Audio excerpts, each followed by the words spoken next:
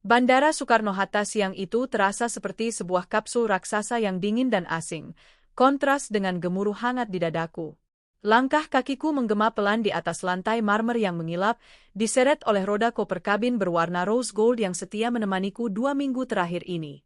2 minggu, 14 hari, 336 jam. Itu adalah waktu terlama aku berpisah dengan Raka sejak kami menikah 5 tahun lalu. Biasanya, dinas luarku hanya memakan waktu 3 atau 4 hari. Paling lama seminggu. Tapi proyek revitalisasi infrastruktur di Balikpapan ini benar-benar menguras energi dan waktuku. Negosiasi yang alot dengan kontraktor lokal, revisi rancangan anggaran yang berulang-ulang, hingga presentasi di depan Dewan Direksi yang membuat asam lambungku naik turun. Tapi semuanya sudah selesai. Tuntas. Aku menghela napas panjang, membiarkan udara dingin AC bandara mengisi paru-paruku yang lelah. Alhamdulillah, bisikku lirih. Proyek itu goal. Tanda tangan kontrak sudah dibubuhkan pagi tadi. Bonus tahunan sudah di depan mata. Dan hadiah terbaik dari semua kerja keras ini adalah, aku bisa pulang lebih cepat. Seharusnya aku pulang lusa, hari Jumat sore. Tapi begitu urusan selesai lebih awal, aku langsung mengubah jadwal penerbangan. Aku rela membayar biaya reschedule yang lumayan mahal demi satu tujuan, Raka. Aku melirik jam tangan di pergelangan tangan kiriku. Pukul 10.15 waktu Indonesia Barat. Pesawat mendarat tepat waktu. Sambil berjalan menuju area pengambilan bagasi, meski aku tidak membawa bagasi tercatat, aku merogoh ponsel di dalam tas tangan. Layarnya gelap. Aku sengaja mematikannya sejak lepas landas tadi dan belum menyalakannya kembali. Ada godaan untuk menghubungi Raka, memberitahunya bahwa aku sudah mendarat. Jempolku sudah melayang di atas ikon WhatsApp. Last seen today at pukul 9.30. Raka sedang online 1 jam yang lalu. Mungkin dia sedang membaca berita bola, atau melamar kerja lewat LinkedIn. Hatiku mencelos sedikit mengingat status Raka 4 bulan terakhir ini. PHK massal di perusahaan startup tempatnya bekerja benar-benar memukulnya telak. Raka yang dulu percaya diri, Raka yang selalu rapi dengan kemeja kerjanya, kini lebih sering terlihat murung di sofa ruang tengah, menatap layar TV tanpa benar-benar menontonnya. Jangan, gumamku pada diri sendiri, menarik kembali jempolku. Biar jadi kejutan. Aku ingin melihat wajahnya yang terkejut bahagia. Aku ingin melihat binar matanya yang mungkin sudah lama redup itu kembali menyala saat melihatku berdiri di depan pintu. Aku ingin menjadi alasan dia tersenyum hari ini. Aku memasukkan kembali ponsel ke dalam tas. Kejutan harus tetap menjadi kejutan. Di tangan kananku, tergenggam erat paper bag tebal bertuliskan logo butik pakaian pria ternama. Isinya bukan sekadar baju, melainkan sebuah pesan tersirat. Kemarin sore, sebelum meninggalkan Balikpapan, aku menyempatkan diri mampir ke mall di pusat kota. Aku berkeliling di bagian pakaian pria, menyentuh berbagai kain, menimang berbagai warna. Pikiranku melayang pada Raka. Tubuhnya yang tegap, sedikit kurus akhir-akhir ini karena stres, selalu tampak gagah dalam balutan kemeja flanel. Mataku tertumbuk pada sebuah kemeja flanel kotak-kotak dengan dominasi warna biru dongker dan garis tipis abu-abu. Itu warna kesukaan Raka. Biru itu tenang, Han. Kayak kamu, katanya dulu, saat kami masih pacaran dan duduk di pinggir pantai Ancol sore hari. Aku tersenyum getir mengingat kenangan itu. Saat itu, Raka yang membayar kencan kami. Raka yang membelikanku tiket bioskop. Raka yang bersikeras mengantarku pulang sampai depan pagar meski rumahnya jauh di Bekasi. Dulu, dia adalah pelindungku. Sekarang, roda nasib berputar, dan aku yang harus menjadi tiang penyangga atap rumah kami. Aku membeli kemeja itu tanpa melihat label harganya. Harganya hampir 1 juta rupiah, angka yang mungkin akan membuat Raka mengernyit jika dia tahu. Sayang uangnya, Han. Mending buat tabungan, pasti begitu komentarnya nanti. Tapi aku tidak peduli. Aku ingin dia merasa dihargai. Aku ingin dia tahu bahwa meskipun dia tidak sedang bekerja, di mataku dia tetaplah kepala keluarga yang pantas mendapatkan barang-barang bagus. Aku ingin kemeja ini menjadi simbol awal yang baru. Mungkin dia bisa memakainya saat wawancara kerja nanti? Atau sekadar kami pakai untuk makan malam romantis merayakan kepulanganku? Semoga kamu suka, Mas. bisikku sambil mengeratkan pegangan pada tali paper bag. Antrean taksi tidak terlalu panjang. Aku segera mendapatkan giliran. Seorang sopir taksi parubaya dengan seragam biru muda menyapaku ramah sambil membukakan pintu bagasi. "Ke Bintaro ya, Pak," ujarku setelah duduk nyaman di kursi belakang. "Siap, Bu. Lewat tol ya?" "Iya, Pak. Tol saja biar cepat. Saya kangen rumah." Sopir itu terkekeh pelan sambil melirik lewat spion tengah. "Habis dinas luar kota ya, Bu?" Kelihatan capek tapi senang wajahnya. "Iya, Pak. Habis dari Kalimantan." "Kangen suami," jawabku jujur. Entah kenapa, hari ini aku merasa ingin membagi kebahagiaanku pada siapa saja, bahkan pada orang asing. Taksi melaju meninggalkan area bandara, membelah jalan tol Profesor Dr. Insinyur Sediatmo yang panas terik. Jakarta menyambutku dengan langitnya yang abu-abu keputihan, polusi yang sudah menjadi sahabat setia kota ini. Tapi bagiku, pemandangan gedung-gedung beton dan papan reklame raksasa itu terasa menenangkan. Ini rumah. Aku menyandarkan kepala ke jendela mobil, membiarkan getaran mesin meninabobokan tubuhku yang lelah. Pikiranku kembali melayang ke rumah. Rumah minimalis tipe 70 di Bintaro itu adalah kebanggaan kami. Kami membelinya 3 tahun lalu dengan cara KPR Joint Income. Saat itu, karir kami berdua sedang menanjak. Tapi sekarang, cicilan rumah yang cukup besar itu sepenuhnya berada di pundakku. Apakah aku keberatan? Jujur, kadang lelah itu ada. Bulan lalu, tagihan listrik membengkak. Raka meminta maaf dengan wajah bersalah karena dia seharian menyalakan AC di rumah. "Maaf ya, Han. Jakarta panas banget siang-siang, aku nggak tahan," katanya waktu itu. Aku hanya tersenyum dan bilang, "Nggak apa-apa, Mas. Yang penting kamu nyaman." Aku tidak pernah mau membahas soal uang dengannya. Aku tahu ego laki-laki itu rapuh, apalagi saat sedang di bawah. Aku berusaha sebisa mungkin menjaga perasaannya. Aku tidak pernah menuntut dia cepat dapat kerja. Aku tidak pernah mengeluh soal uang belanja yang kini 100% dari dompetku. Bahkan untuk urusan rumah tangga, kami punya Lastri. Lastri, gadis muda asal Jawa Tengah itu sudah bekerja bersama kami selama 3 tahun. Usianya baru 24 tahun, masih muda, rajin, dan masakannya enak. Aku sangat bersyukur ada Lastri. Berkat dia, Raka tidak terlantar di rumah saat aku dinas luar kota. Lastri yang menyiapkan makan siang Raka, mencucikan bajunya, dan membersihkan rumah. Untung ada Lastri, batinku. Aku sempat khawatir meninggalkan Raka sendirian selama 2 minggu. Laki-laki kalau sedang stres dan sendirian bisa macam-macam pikirannya. Tapi aku percaya Raka. Dia laki-laki yang setia. Selama 5 tahun pernikahan kami, tidak pernah sekalipun dia membuatku cemburu. Ponselnya tidak pernah dipasang sandi yang aneh-aneh. Dia selalu pulang tepat waktu saat masih bekerja dulu. Kepercayaan. Itu adalah fondasi yang membuatku tenang meninggalkan rumah. "Bu, ini sudah mau masuk tol Jor, agak padat sedikit ya?" Suara sopir membuyarkan lamunanku. "Nggak apa-apa, Pak. Santai saja." Aku melihat keluar jendela. Mobil-mobil merayap pelan. Di samping taksi kami, sebuah bus kota penuh sesak dengan penumpang yang bergelantungan. Di sisi lain, sebuah mobil mewah melaju dengan kaca tertutup rapat. Jakarta dengan segala kesenjangannya. Aku meraba cincin kawin di jari manisku. Emas putih dengan satu mata berlian kecil. Sederhana, tapi penuh makna. Dulu kami membelinya dengan uang tabungan pas-pasan. Aku memutarnya pelan, kebiasaanku saat sedang gugup atau antusias. "Sebentar lagi, Mas," ucapku dalam hati. Sebentar lagi aku sampai. Pukul 11.15 siang. Taksi akhirnya keluar dari jalan tol dan memasuki kawasan Bintaro yang lebih asri.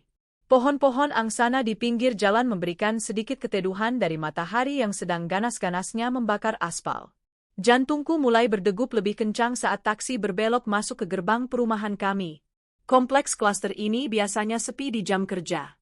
Hanya ada satpam yang terkantuk-kantuk di pos penjagaan, dan beberapa tukang sayur keliling yang sudah bersiap pulang. Pak Satpam, Pak Ujang, tersenyum lebar saat melihatku menurunkan kaca jendela untuk tap kartu akses. "Loh, Bu Hana, kau sudah pulang?" Bukannya jadwalnya lusa ya, Bu? Sapanya ramah. Iya, Pak Ujang. Kerjaan selesai lebih cepat. Jadi pulang deh. Kangen rumah, jawabku sambil tersenyum. Wah, Pak Raka pasti senang nih dikasih kejutan. Tadi saya lihat Pak Raka nggak keluar rumah seharian. Mobil juga ada di garasi. Iya, Pak. Makasih ya. Mobil melaju pelan menyusuri blok-blok perumahan yang rapi. Rumah-rumah di sini bergaya modern tropis, tanpa pagar tinggi yang menutupi fasad, hanya dibatasi taman kecil dan carport. Taksi berhenti tepat di depan rumah nomor B12. Rumahku. Dindingnya yang dicat warna broken white tampak bersih. Tanaman lidah mertua di pot-pot besar di depan teras tumbuh subur, hasil tangan dingin Lastri. Mobil Honda Jazz milikku, yang sekarang dipakai Raka sehari-hari, terparkir rapi di carport, terlindung kanopi. Sudah sampai, Bu. Totalnya 150.000, kata sopir. Aku menyerahkan 2 lembar uang 100 ribuan. Kembaliannya ambil saja, Pak. Buat beli es kelapa. Panas banget hari ini. Alhamdulillah. Makasih banyak, Bu. Semoga rezekinya lancar terus. Salam buat Bapak. Aku mengangguk dan turun dari taksi. Sopir itu membantuku menurunkan koper, lalu pamit pergi. Kini, aku berdiri sendirian di depan rumahku sendiri. Suasana hening sekali. Hanya suara desau angin yang menggesek daun-daun mangga di halaman tetangga. Aku menarik napas dalam-dalam, menghirup aroma rumah. Ada bau samar-samar bunga melati dari tanaman di pojok pagar. Aneh. Dahiku berkerut sedikit. Biasanya di jam segini, jam 11 siang menjelang makan siang, pintu utama rumah biasanya terbuka lebar agar sirkulasi udara masuk. Lastri biasanya sedang menyapu teras atau menyiram tanaman hias sebelum matahari terlalu tinggi. Atau setidaknya, ada suara televisi yang terdengar sayup-sayup dari dalam. Raka suka menonton berita siang. Tapi rumah ini tertutup rapat. Pintu utama yang terbuat dari kayu jati solid itu terkunci. Gorden jendela depan juga tertutup rapat, menyisakan kegelapan di baliknya. Mungkin mereka lagi di belakang, pikirku positif. Atau Raka lagi tidur siang karena pusing, dan Lastri takut mengganggu jadi dia menutup pintu. Aku melangkah mendekati pintu gerbang kecil. Tidak dikunci. Engselnya berdecit pelan saat kudorong. Suara itu terdengar sangat keras di telingaku di tengah keheningan ini. Sret! Aku meringis, berharap suara itu tidak membangunkan Raka jika dia sedang tidur. Aku ingin masuk diam-diam. Aku mengangkat koperku sedikit agar rodanya tidak bergemuruh di atas lantai carport yang berbatu sikat. Berat, tapi aku tidak peduli. Adrenalin karena antusiasme memberi kejutan membuatku kuat. Sampai di teras depan, aku melihat sepasang sandal jepit karet milik Lastri tergeletak di sana. Tapi, di mana sandal Raka? Oh, mungkin dia memakainya ke dalam, atau dia telanjang kaki. Aku meletakkan koper di samping rak sepatu. Tangan kiriku masih memegang paper bag oleh-oleh, sementara tangan kananku merogoh kunci cadangan dari dalam tas. Klik! Kunci berputar mulus. Pintu tidak dikunci grendel dari dalam, hanya dikunci slot biasa. Artinya ada orang di dalam, tapi mereka tidak mengunci mati pintunya. Ucapku pelan saat mendorong pintu terbuka. Hawa dingin AC langsung menyergap wajahku. Berbeda dengan panasnya udara luar, suhu di dalam rumah disetel sangat rendah, mungkin sekitar 18 atau 19 derajat Celcius. Dingin sekali. Aku melangkah masuk. Ruang tamu kosong. Sofa abu-abu tempat Raka biasa duduk terlihat rapi, bantal-bantalnya tersusun tegak, seolah belum diduduki seharian. Meja makan yang terletak menyatu dengan ruang tengah juga bersih. Tidak ada piring bekas makan pagi, tidak ada gelas kopi Raka yang biasanya tercecer. Hening. Keheningan yang mencekam. Bukan keheningan damai, tapi keheningan yang seolah menyembunyikan sesuatu. Seperti ketenangan sebelum badai.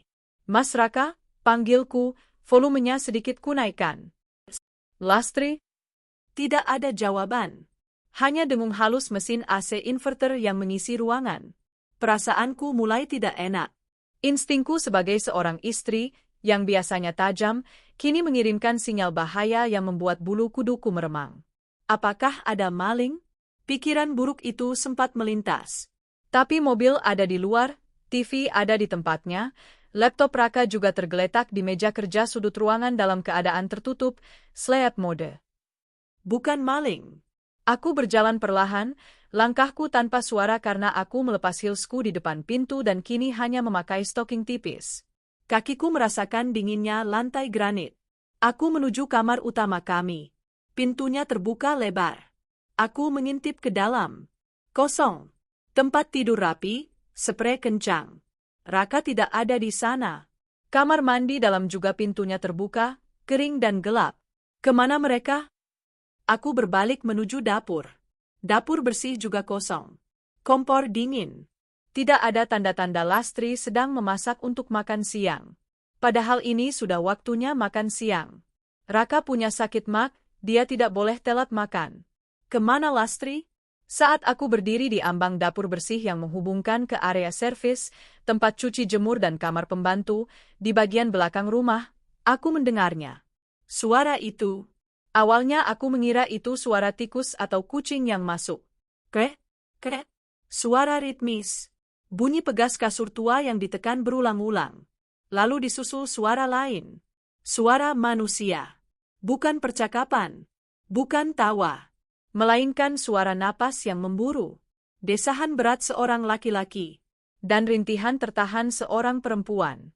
Ah, Mas Fon. Darahku seolah berhenti mengalir. Wajahku yang tadi terasa hangat karena antusiasme, kini berubah sedingin es. Telingaku berdengung kencang, tapi suara dari belakang itu menembus dengungan itu dengan sangat jelas. Aku kenal suara laki-laki itu. Itu suara yang selalu membisikkan, "Selamat tidur," di telingaku setiap malam. Itu suara yang mengucapkan ijab kabul 5 tahun lalu dengan lantang. Itu suara Raka. Dan suara perempuan itu, logat medok yang khas itu, Lastri? Tidak mungkin. Otakku menolak memproses informasi ini. Raka suamiku. Lastri pembantuku. Raka yang berpendidikan, lulusan universitas ternama, mantan manajer. Lastri yang lulusan SD, yang datang dari kampung dengan baju lusuh 3 tahun lalu. Tidak mungkin. Level mereka berbeda. Raka tidak mungkin serendah itu. Tapi kakiku bergerak sendiri. Seperti ada magnet yang menarikku menuju sumber kehancuran itu. Aku melangkah melewati mesin cuci. Menuju lorong pendek di depan kamar Lastri. Pintu kamar Lastri yang terbuat dari triplek murah itu tidak tertutup rapat. Ada celah menganga sekitar 1 jengkal.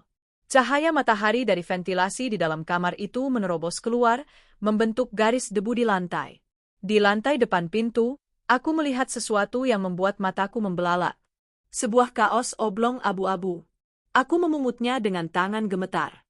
Ini kaos Raka. Kaos favoritnya untuk tidur. Dan di sebelahnya, teronggok daster batik kusam milik Lastri. Duniaku mulai berguncang. Aku mendekat ke celah pintu itu. Jantungku memukuli rongga dada dengan brutal, sakit sekali rasanya. Napasku tercekat di tenggorokan. Dengan satu dorongan pelan dari ujung jari telunjukku, pintu itu terbuka lebih lebar. Dan di sanalah, di atas kasur busa tipis tanpa dipan itu, kenyataan menamparku dengan kejam. Waktu seolah berhenti. Aku melihat punggung suamiku. Punggung yang biasa kupeluk saat dia memboncengku naik motor. Punggung yang kulus saat dia menangis karena di PHK. Punggung itu kini sedang bergerak naik turun di atas tubuh wanita lain. Wanita itu Lastri. Rambutnya yang panjang dan biasanya dikepang, kini tergerai berantakan di bantal yang kucel. Matanya terpejam, mulutnya mendesah menikmati perbuatan suamiku. Mereka melakukannya di siang hari bolong. Di jam kerja. Di rumahku. Di saat mereka pikir aku sedang banting tulang di pulau seberang untuk membiayai makan mereka. Raka tidak menyadari kehadiranku. Dia terlalu sibuk dengan nafsunya. Keringat membasahi punggungnya. Rasa sakit yang kurasakan bukan seperti ditusuk pisau. Ini lebih parah. Ini seperti seluruh organ dalamku ditarik paksa keluar, lalu diganti dengan batu panas yang membara. Oleh-oleh di tangan kananku, kemeja biru dongker yang mahal itu, terlepas dari genggaman. Jatuh ke lantai dengan suara buk yang pelan namun cukup untuk memecah fokus binatang di depanku. Tapi sebelum mereka sadar, teriakanku sudah lebih dulu meledak. Teriakan yang lahir dari rasa sakit yang paling purba. "Mas Raka!" Suaraku menggema ke seluruh penjuru rumah, meruntuhkan atap kebahagiaan yang selama ini ku bangun, merobek tirai kepalsuan yang selama ini menutupi mataku. Hari ini, aku pulang lebih awal. Dan hari ini, pernikahanku berakhir. Kepanikan di kamar sempit. Teriakanku bukan sekadar suara, itu adalah ledakan bom atom di ruang 3x3 meter yang pengap itu. Detik itu juga, waktu yang tadinya seolah berhenti, kini bergerak secepat kilat dalam gerakan yang kacau balau. Raka tersentak hebat, tubuhnya menegang kaku sebelum akhirnya ia melompat turun dari atas tubuh Lastri. Wajahnya yang semula merah padam karena gairah, dalam sekejap berubah menjadi pucat pasi, lebih putih dari mayat. Mata itu, mata yang dulu selalu menatapku dengan lembut, kini terbelalak lebar, dipenuhi teror murni. Hah? Hana? Suaranya tercekat, serak dan gemetar. Ia berdiri di sana, tanpa sehelai benang pun, mencoba menutupi bagian pribadinya dengan kedua tangannya yang gemetar hebat. Sementara itu, Lastri menjerit. Jeritan yang melengking tinggi, menyakitkan telinga. Ia menarik selimut kumal bermotif bunga yang sudah apek itu hingga menutupi dagunya. Tubuhnya menggigil di pojok kasur, bersandar pada tembok yang catnya mengelupas. Bu? Ibu? Lastri meracau, air mata langsung membanjiri wajahnya yang tanpa riasan. Aku berdiri mematung di ambang pintu. Kakiku serasa dipaku ke lantai ubin yang dingin. Seluruh tubuhku mulai bergetar. Bukan karena dinginnya AC yang tidak sampai ke kamar ini, tapi karena gelombang syok yang menghantam sistem sarafku bertubi-tubi. Bau di kamar itu, campuran bau keringat, bau apek kamar yang jarang dibuka, dan bau khas, bau perzinahan. Bau itu menusuk hidungku, membuat perutku mual seketika. Rasanya aku ingin muntah. Hana, sayang, dengerin aku dulu. Raka mencoba melangkah maju satu langkah, tangannya terulur ke arahku. Jangan mendekat. Aku berteriak sekuat tenaga, suaraku parau. Refleks, tanganku menyambar apa saja yang ada di dekatku. Sebuah botol bedak bayi di atas meja rias plastik Lastri. Kulemparkan botol itu sekuat tenaga ke arah Raka. Prak! Botol itu meleset, menghantam dinding di belakang Raka, pecah berhamburan, menyebarkan debu putih ke seluruh ruangan. Pakai celanamu, bajingan, hardikku. Air mataku belum turun. Rasa sakit ini terlalu dalam untuk diwakili oleh air mata. Yang ada hanya api. Api kemarahan yang membakar dada, leher, hingga kepalaku. Raka dengan panik menyambar celana pendek kolornya yang tergeletak di lantai.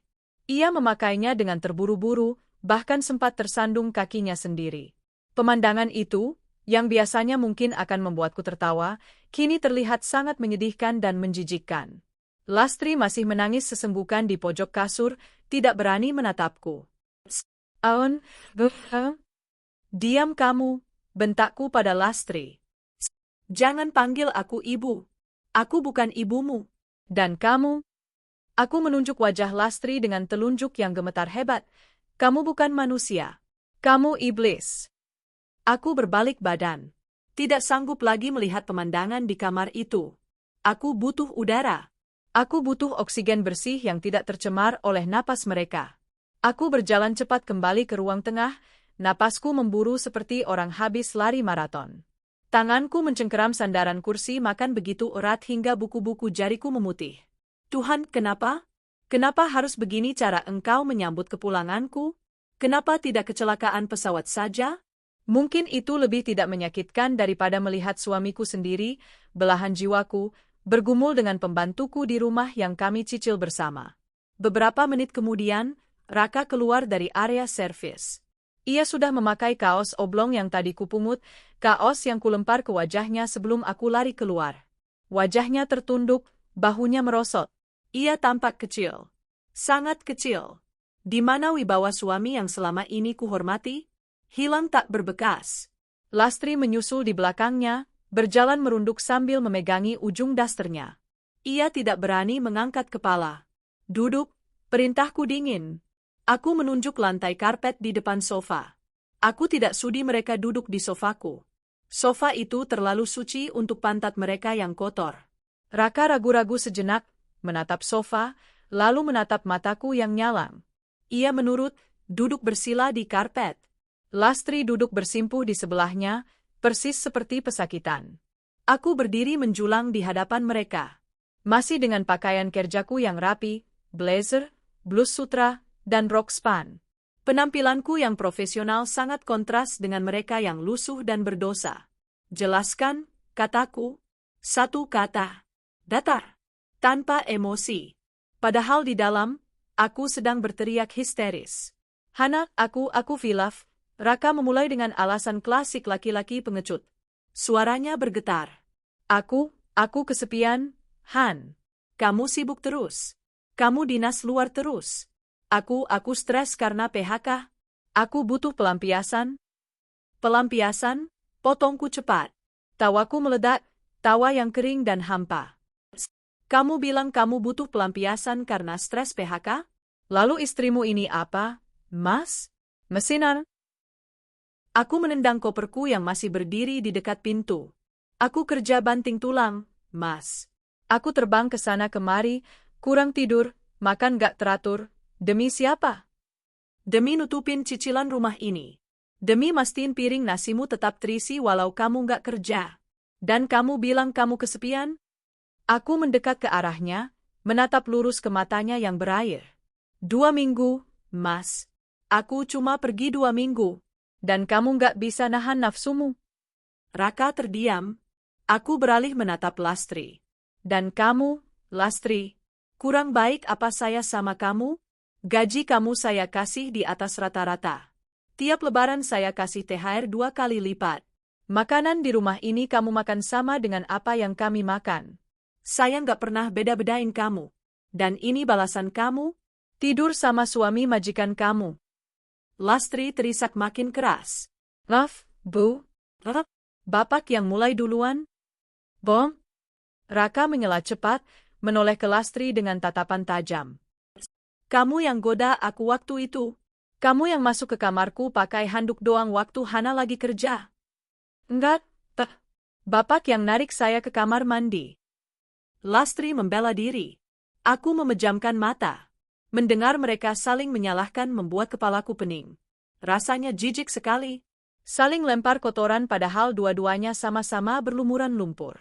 Cukup, bentakku. Ruangan kembali hening.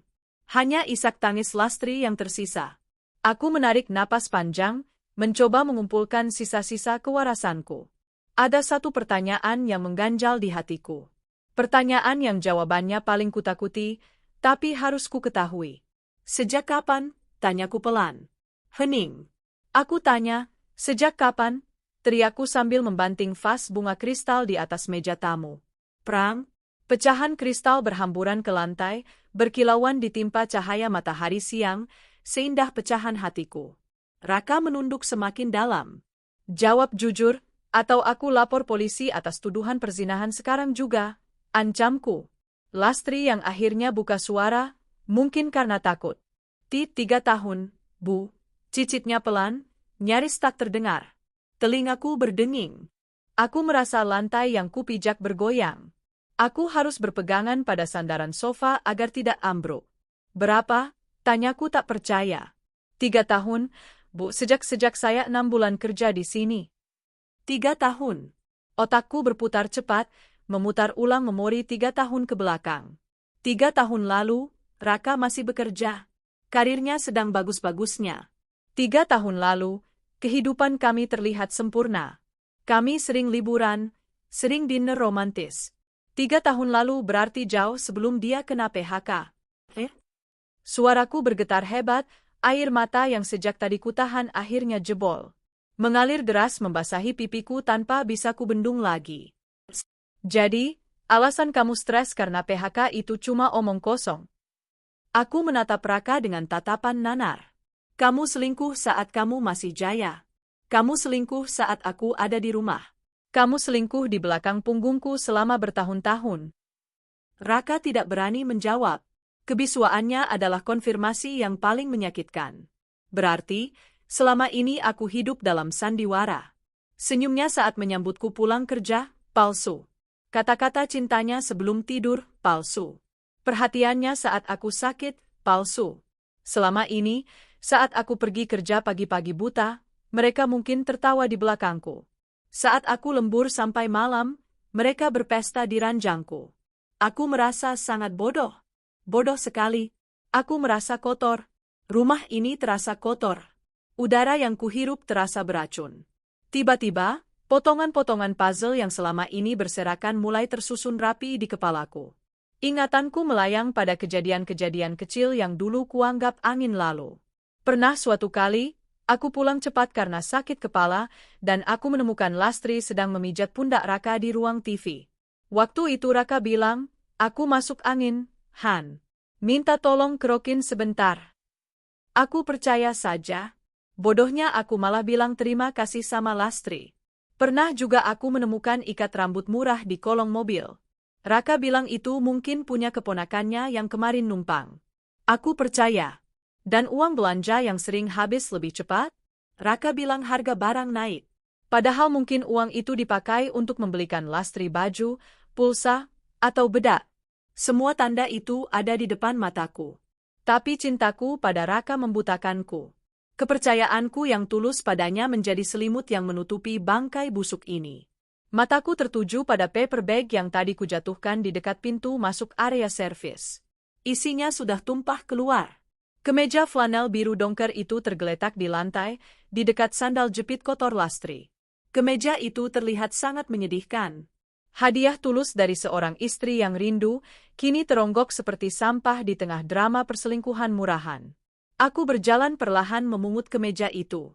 Raka mendongak, melihat apa yang kupegang. Matanya membelalak sedikit saat mengenali merek di kerah baju itu. "Itu buat aku, Han?" tanyanya lirih. Ada nada penyesalan di suaranya. Aku menatap kemeja di tanganku, lalu menatap Raka. "Tadinya," jawabku dingin. "Aku beli ini kemarin di Balikpapan. Aku keliling mall cari warna kesukaan kamu. Biru dongker." Katanya warna ini tenang, kayak aku. Aku meremas kemeja itu. "Aku seneng banget waktu beli ini. Aku bayangin kamu pakai ini, kelihatan ganteng, berwibawa." Tiba-tiba emosiku meledak lagi. Tapi ternyata kamu cuma sampah. Aku melempar kemeja itu sekuat tenaga ke wajah Raka. Kain itu menampar pipinya, lalu jatuh ke pangkuannya. "Pakai itu. Pakai hadiah terakhir dari istri bodohmu ini. Pakai buat nutupin aibmu yang busuk itu." Raka memegang kemeja itu, meremasnya erat. Bahunya berguncang. Dia menangis. Tapi air matanya tidak ada artinya lagi bagiku. Air mata buaya. Dia menangis bukan karena menyesal menyakitiku, dia menangis karena ketahuan. Dia menangis karena kenyamanan hidupnya terancam hilang. "Hana, tolong maafin aku." Raka mencoba meraih kakiku, bersujud. "Aku janji bakal berubah. Aku pecat Lastri sekarang juga. Kita mulai dari awal lagi, ya? Aku masih cinta sama kamu, Han. Sumpah mati aku cinta kamu." "Cinta?" Aku mundur selangkah, menghindari sentuhannya seolah dia mengidap penyakit menular. "Jangan sebut kata suci itu dengan mulut kotormu." "Aku janji, Han. Aku bakal perbaiki semuanya." "Gimana caranya kamu perbaiki 3 tahun, Mas?" teriakku. "Gimana caranya kamu hapus jejak dia di rumah ini? Gimana caranya kamu balikin kepercayaanku yang udah hancur lebur?" Saat itulah, Lastri yang sejak tadi diam, tiba-tiba memuntahkan isi perutnya ke karpet mahal di ruang tengah.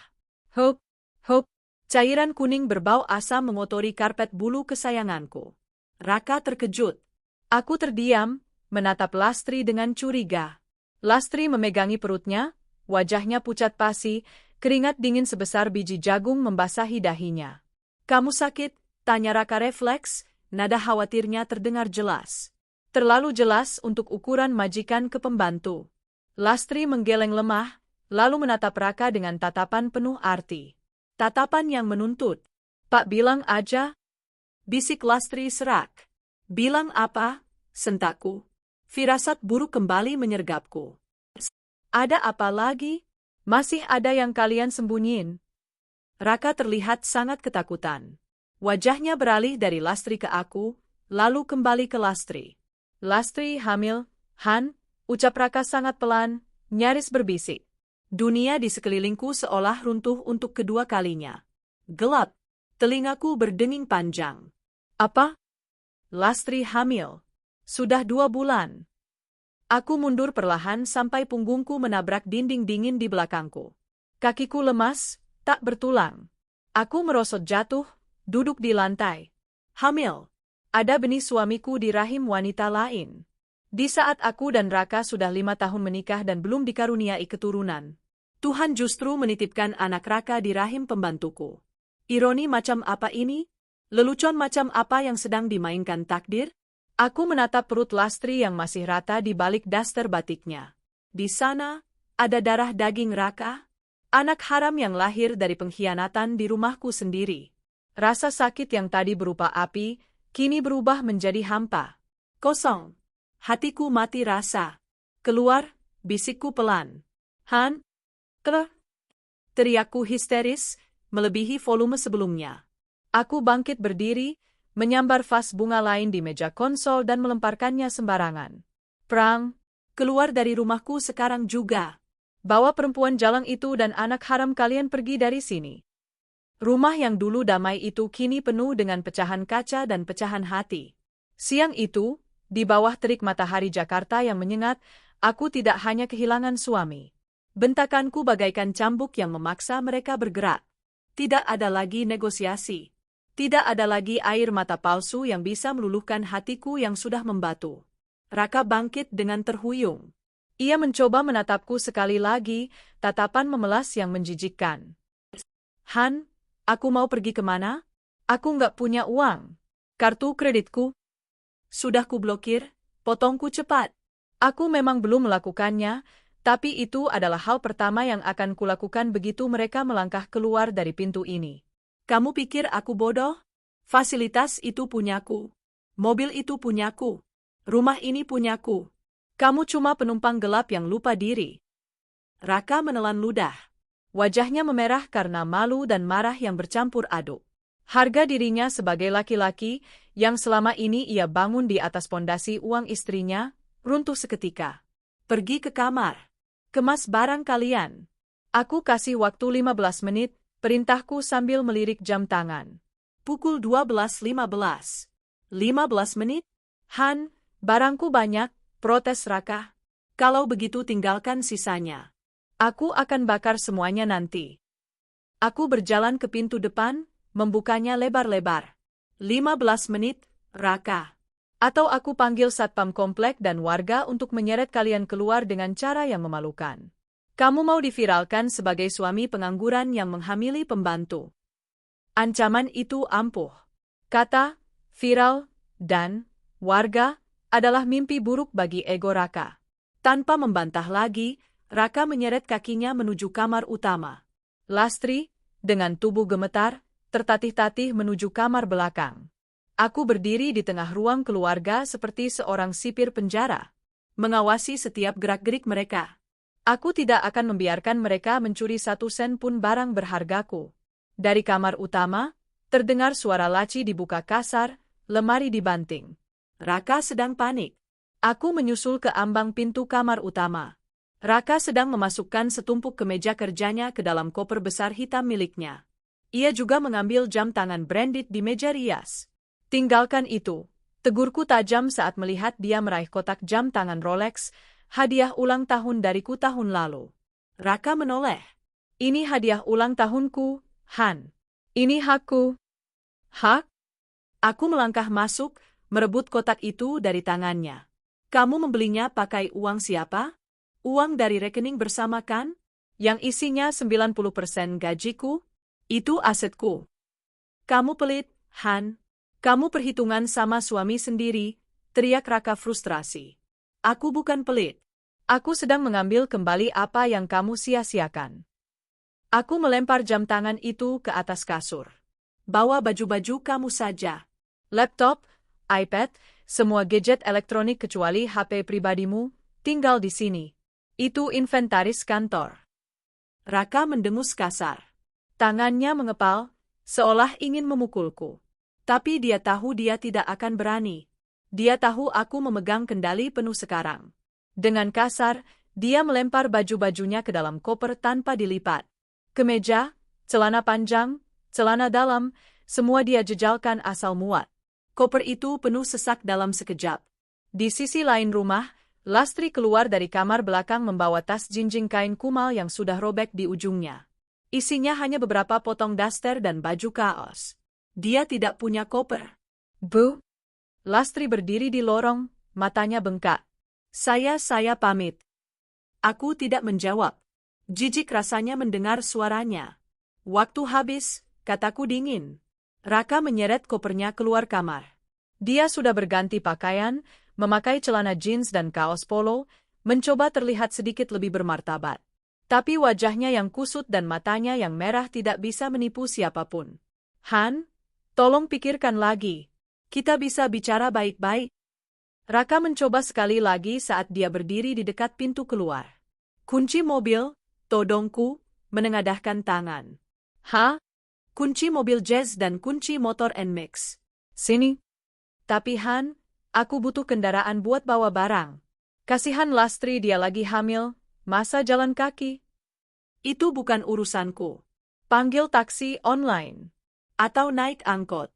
Kalian kan pasangan romantis, pasti kuat jalan kaki berdua.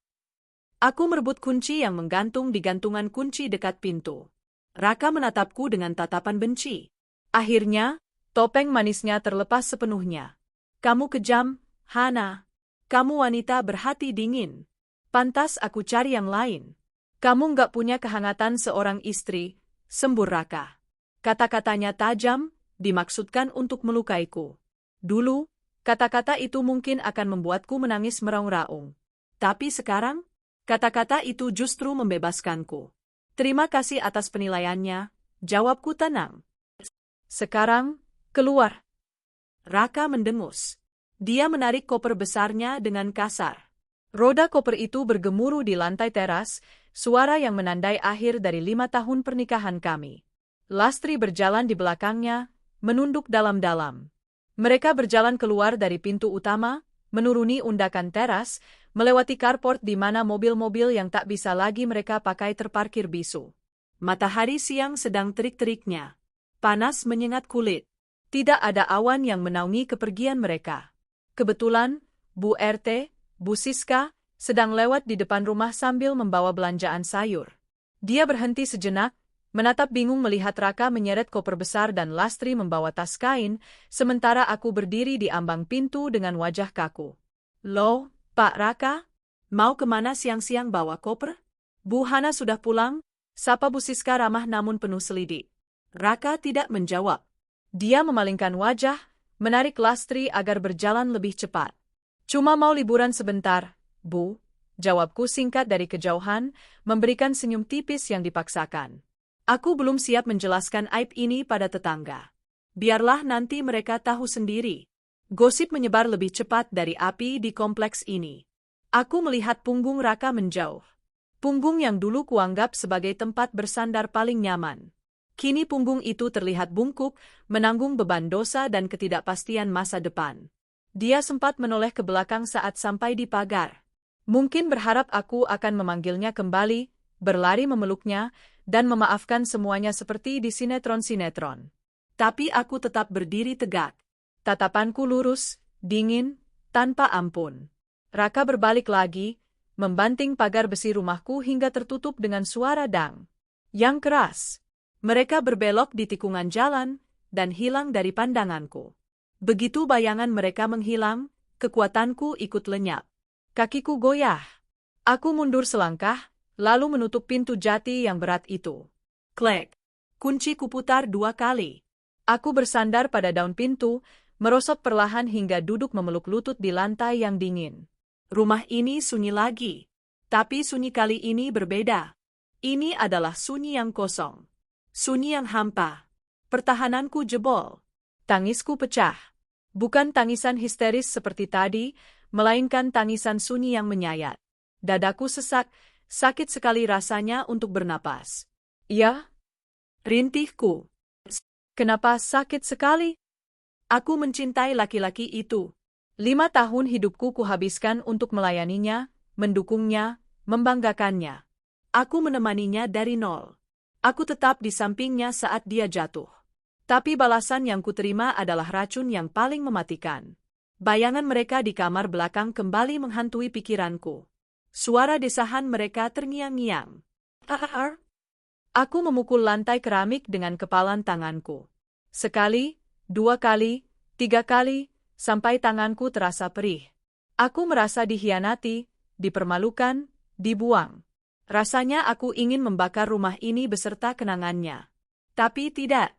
Aku tidak boleh hancur. Aku Hana. Aku wanita kuat. Aku pemimpin proyek jutaan dolar. Aku tidak boleh kalah oleh laki-laki pecundang dan pembantu yang tidak tahu diuntung. Setelah puas menangis selama hampir setengah jam, aku bangkit. Menghapus air mata dengan kasar. Wajahku di cermin lorong terlihat berantakan. Maskara luntur, mata bengkak, rambut kusut.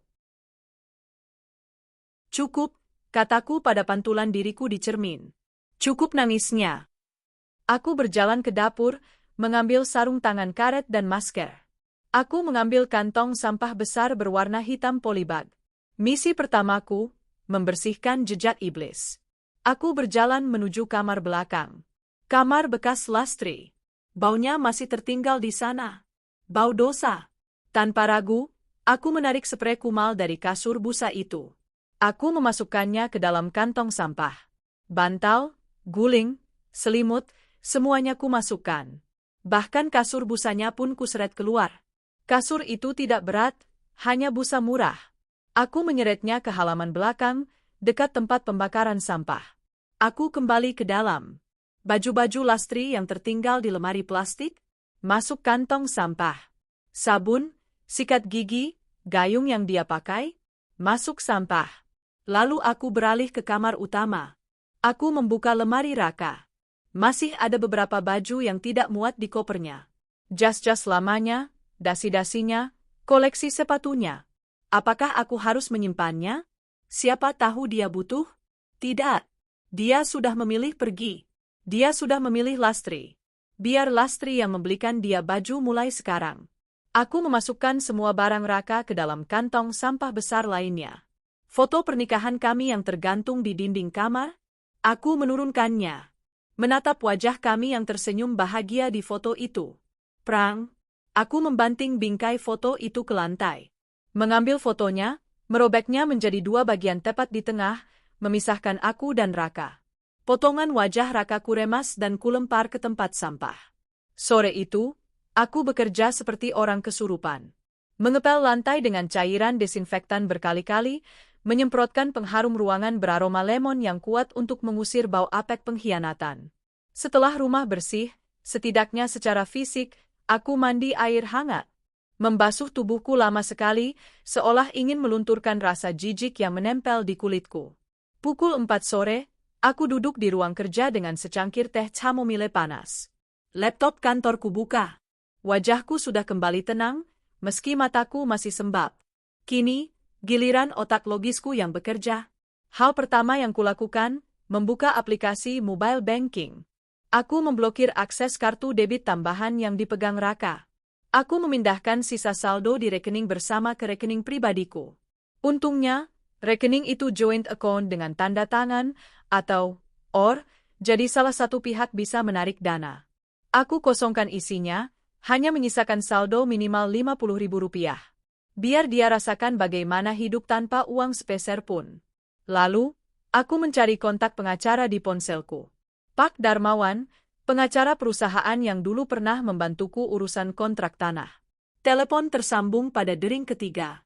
Halo, selamat sore Bu Hana. Tumben menelepon, ada yang bisa dibantu? Suara berat Pak Darmawan terdengar berwibawa. Selamat sore, Pak Darmawan. Maaf mengganggu waktunya, suaraku terdengar serak, tapi tegas.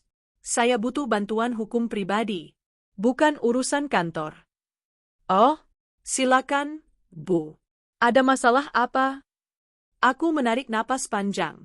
Mengucapkannya dengan lantang untuk pertama kalinya. Saya mau gugat cerai suami saya, Pak. Hening sejenak di ujung telepon. Waduh, saya turut prihatin mendengarnya, Bu. Apakah sudah keputusan bulat? Sangat bulat, Pak. Tidak bisa diganggu-gugat. Ada unsur perzinahan. Saya punya saksi mata dan bukti pengakuan. Baik, Bu, kalau begitu posisinya kuat. Apalagi kalau ada bukti perzinahan, hak asuh harta Gonogini biasanya bisa kita perjuangkan agar tidak jatuh ke pihak yang salah. Saya mau prosesnya secepat mungkin, Pak. Saya tidak mau melihat mukanya lagi di persidangan kalau bisa. Baik, Bu Hana. Besok pagi bisa mampir ke kantor saya? Kita siapkan berkasnya. Saya akan datang jam 9 pagi. Terima kasih, Pak. Telepon ditutup. Aku bersandar di kursi kerja yang empuk. Ruangan ini hening. Matahari sore menembus tirai jendela, menciptakan garis-garis oranye di lantai. Aku sendirian sekarang. Benar-benar sendirian di rumah besar ini. Tidak ada suami, tidak ada pembantu. Tapi anehnya, di balik rasa sakit yang masih menganga, ada secercah rasa lega. Beban berat yang selama ini kupikul, beban berpura-pura bahwa semuanya baik-baik saja, beban menopang ego suami yang rapuh, tiba-tiba terangkat. Aku melihat keluar jendela, ke arah gerbang kompleks tempat mereka tadi menghilang. Selamat menikmati karma kalian, bisikku pelan. Dan selamat datang hidup baruku. Aku menyesap tehku. Pahit, tapi hangat. Seperti hidup yang harus kujalani mulai hari ini. Di luar sana, di bawah langit Jakarta yang mendung tanpa hujan, Raka dan Lastri berjalan menyusuri trotoar yang tidak rata. Panas aspal menguap, membakar betis mereka yang kelelahan. Raka menyeret koper hitam besarnya dengan napas terengah. Roda koper itu beradu kasar dengan lubang-lubang jalan, menciptakan suara gluduk-gluduk yang memalukan. Di belakangnya, Lastri berjalan tertatih. Tas jinjing kain di tangannya terasa semakin berat, dan perutnya yang mulai kram membuatnya harus berhenti setiap beberapa ratus meter. Mas, istirahat dulu, pinta Lastri dengan wajah pucat. Peluh membasahi dahinya, membuat anak rambutnya lepek menempel di pipi. Raka berhenti mendadak, membuat Lastri hampir menabrak punggungnya. Raka berbalik dengan wajah merah padam, campuran antara marah, malu, dan frustrasi. Istirahat di mana? Di pinggir selokan ini, bentak Raka. Kita baru jalan 500 meter, Lastri. Jangan, Mam. Tapi perut saya sakit, Mas. Raka mendengus kasar. Dia melihat sekeliling. Orang-orang yang lalu lalang menatap mereka dengan pandangan aneh. Seorang pria perlente menyeret koper besar diikuti wanita berpakaian daster lusuh. Pemandangan yang ganjil. Ayo jalan sedikit lagi. Ada minimarket di depan. Aku mau ambil uang dulu buat cari hotel, perintah Raka ketus. Mereka memaksakan langkah menuju minimarket terdekat. Raka meninggalkan Lastri duduk di emperan toko, di samping tumpukan galon air mineral, sementara dia masuk ke dalam ruangan ber-AC itu. Raka menuju mesin ATM di sudut. Dengan tangan gemetar, ia memasukkan kartu debit platinumnya. Kartu yang dulu ia banggakan saat mentraktir teman-temannya. Kartu yang sumber dananya 90% berasal dari transferan Hana. Ia menekan tombol penarikan tunai. Memasukkan angka 2 juta. Ia butuh uang untuk hotel yang layak, makan malam enak, dan taksi. Layar berkedip sebentar. Harap tunggu. Lalu muncul tulisan merah yang menyakitkan mata. Transaksi ditolak. Silakan hubungi bank Anda. Sialan, umpat Raka, memukul mesin itu. Satpam minimarket menoleh curiga. Raka mencoba lagi. Mungkin salah PIN? Tidak, dia ingat betul. Dia mencoba nominal lebih kecil. 500.000 ditolak. 100.000 ditolak. Hana benar-benar melakukannya. Wanita itu tidak main-main dengan ancamannya. Dia memblokir semuanya. Raka mengecek dompet kulitnya. Isinya menyedihkan, 2 lembar uang 50.000, 1 lembar 10.000, dan beberapa receh. Total 110.000 rupiah. Itu saja. Harta Raka saat ini hanya cukup untuk 2 porsi nasi padang dan ongkos ojek. Raka keluar dari minimarket dengan wajah ditekuk. Gimana, Mas? Kita nginep di hotel mana? Tanya Lastri polos saat melihat Raka keluar. Raka menatap Lastri dengan tatapan benci. Hotel? Kamu pikir kita lagi liburan? Hana memblokir semuanya, Lastri. Semuanya. Aku nggak bisa ambil uang sepeser pun. Wajah Lastri berubah ketakutan. Terus kita tidur di mana malam ini, Mas? Di kolong jembatan kalau kamu terus-terusan nanya, Hardik Raka. Matahari mulai condong ke barat. Langit berubah oranye kemerahan, seolah mengejek nasib mereka yang semakin gelap. Dengan uang 100.000 di tangan, Raka tahu dia tidak punya pilihan. Hotel Melati pun tidak akan cukup.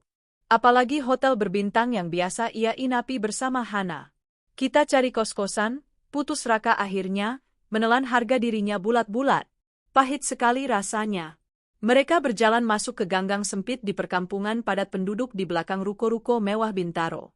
Dunia yang sangat berbeda dengan klaster elit tempat mereka tinggal 1 jam yang lalu. Di sini, bau got menyengat hidung. Anak-anak kecil berlarian tanpa sandal. Jemuran pakaian dalam bergelantungan di atas kepala. Musik dangdut koplo berdentum dari speaker aktif yang sember. Raka merasa mual. Dia tidak pernah membayangkan akan menginjakkan kaki di tempat seperti ini, apalagi mencari tempat tinggal. "Permisi, Bu, ada kos kosong?" tanya Raka pada seorang ibu-ibu yang sedang menyuapi anaknya di teras rumah petak. Ibu itu menatap Raka dari atas ke bawah. Penampilan Raka yang mahal sangat kontras dengan koper dan wanita kumuh di sebelahnya. "Ada, Mas, di gang sebelah. Kosan Haji Mamat. Tapi tinggal yang di lantai atas, yang non-AC," jawab ibu itu sambil mengunyah sirih. Raka mengangguk kaku. "Terima kasih." Mereka menemukan kosan itu. Sebuah bangunan 2 lantai yang catnya sudah mengelupas. Lorongnya gelap dan lembab. Pemilik kos, Pak Haji Mamat, seorang pria tua berkopiah, menunjukkan kamar yang tersisa. "Ini kuncinya. Kamar mandi luar ya. Listrik token isi sendiri. Sebulan 600.000. Bayar di muka," kata Pak Haji tanpa basa-basi. Raka menelan ludah. "Boleh bayar harian dulu, Pak? Dompet saya ketinggalan." Pak Haji menatap curiga. "Harian 50.000. Listrik belum termasuk." Raka menyerahkan lembar 50 ribuan terakhirnya. Sisa uangnya tinggal 60.000 rupiah. Mereka masuk ke kamar itu. Ukurannya hanya 3x3 meter. Tidak ada jendela, hanya ventilasi kecil di atas pintu. Kasurnya adalah kasur busa tipis yang sudah kempes di tengah, dilapisi sprei yang warnanya sudah pudar. Dindingnya penuh dengan coretan dan bekas tempelan poster. Udaranya panas dan pengap, berbau lembab. Lastri meletakkan tasnya di lantai dan langsung duduk di kasur. Kasur itu berdebu. "Panas banget, Mas?" keluh Lastri, mengipasi lehernya dengan tangan. Raka berdiri di tengah ruangan, masih memegang kopernya. Dia tidak berani duduk. Dia takut celana jeans mahalnya kotor. "Diam kamu," bentak Raka. "Ini semua gara-gara kamu, tahu nggak?" "Kok gara-gara saya?" Lastri mulai berani membantah. Rasa hormatnya sebagai pembantu mulai luntur seiring hilangnya wibawa Raka. "Kan Mas Raka yang mau duluan. Mas Raka yang bilang cinta sama saya. Mas Raka yang janji mau nikahin saya kalau ketahuan. Aku janji nikahin kamu karena aku pikir Hana bakal maafin aku. Aku pikir Hana nggak akan setega ini." Raka menendang pintu kamar hingga tertutup berdebam. "Sekarang lihat, kita hidup kayak tikus kot. Kamu mau makan apa besok?" "Makan cinta." Lastri menangis lagi. Tapi kali ini Raka tidak memeluknya. Raka justru merasa jijik melihat wanita yang sedang hamil anaknya itu. Di mata Raka sekarang, Lastri bukan lagi kekasih gelap yang menggairahkan, tapi beban hidup yang menyeretnya ke neraka.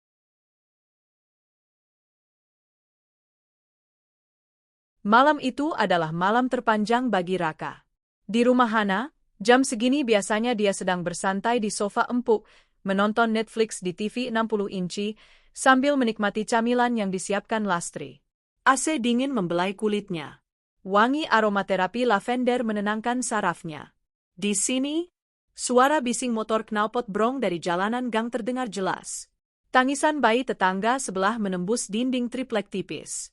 Raka mencoba tidur, tapi nyamuk-nyamuk ganas mulai menyerang. Dia menepuk pipinya sendiri. "Plak! Sialan!" Lastri sudah tertidur karena kelelahan, mendengkur halus dengan mulut sedikit terbuka. Pemandangan yang jauh dari kata cantik. Perut Raka berbunyi. Dia lapar. Dia belum makan siang. Tadi dia hanya membeli 2 bungkus roti dan air mineral gelas dengan sisa uangnya. Dia merogoh saku celananya. Sisa 10.000 rupiah. Raka menatap langit-langit kamar yang berjamur. Air matanya menetes. Bukan air mata pertobatan, tapi air mata mengasihani diri sendiri. Hah? Bisiknya lirih. Kenapa kamu jahat banget? Dia tidak sadar bahwa di seberang sana, Hana sedang tidur nyenyak untuk pertama kalinya tanpa beban kebohongan. Sementara Raka bergumul dengan nyamuk, aku terbangun saat matahari pagi menyelinap masuk lewat celah gorden kamar utamaku. Jam dinding menunjukkan pukul 5. Biasanya, aku bangun dengan perasaan terburu-buru.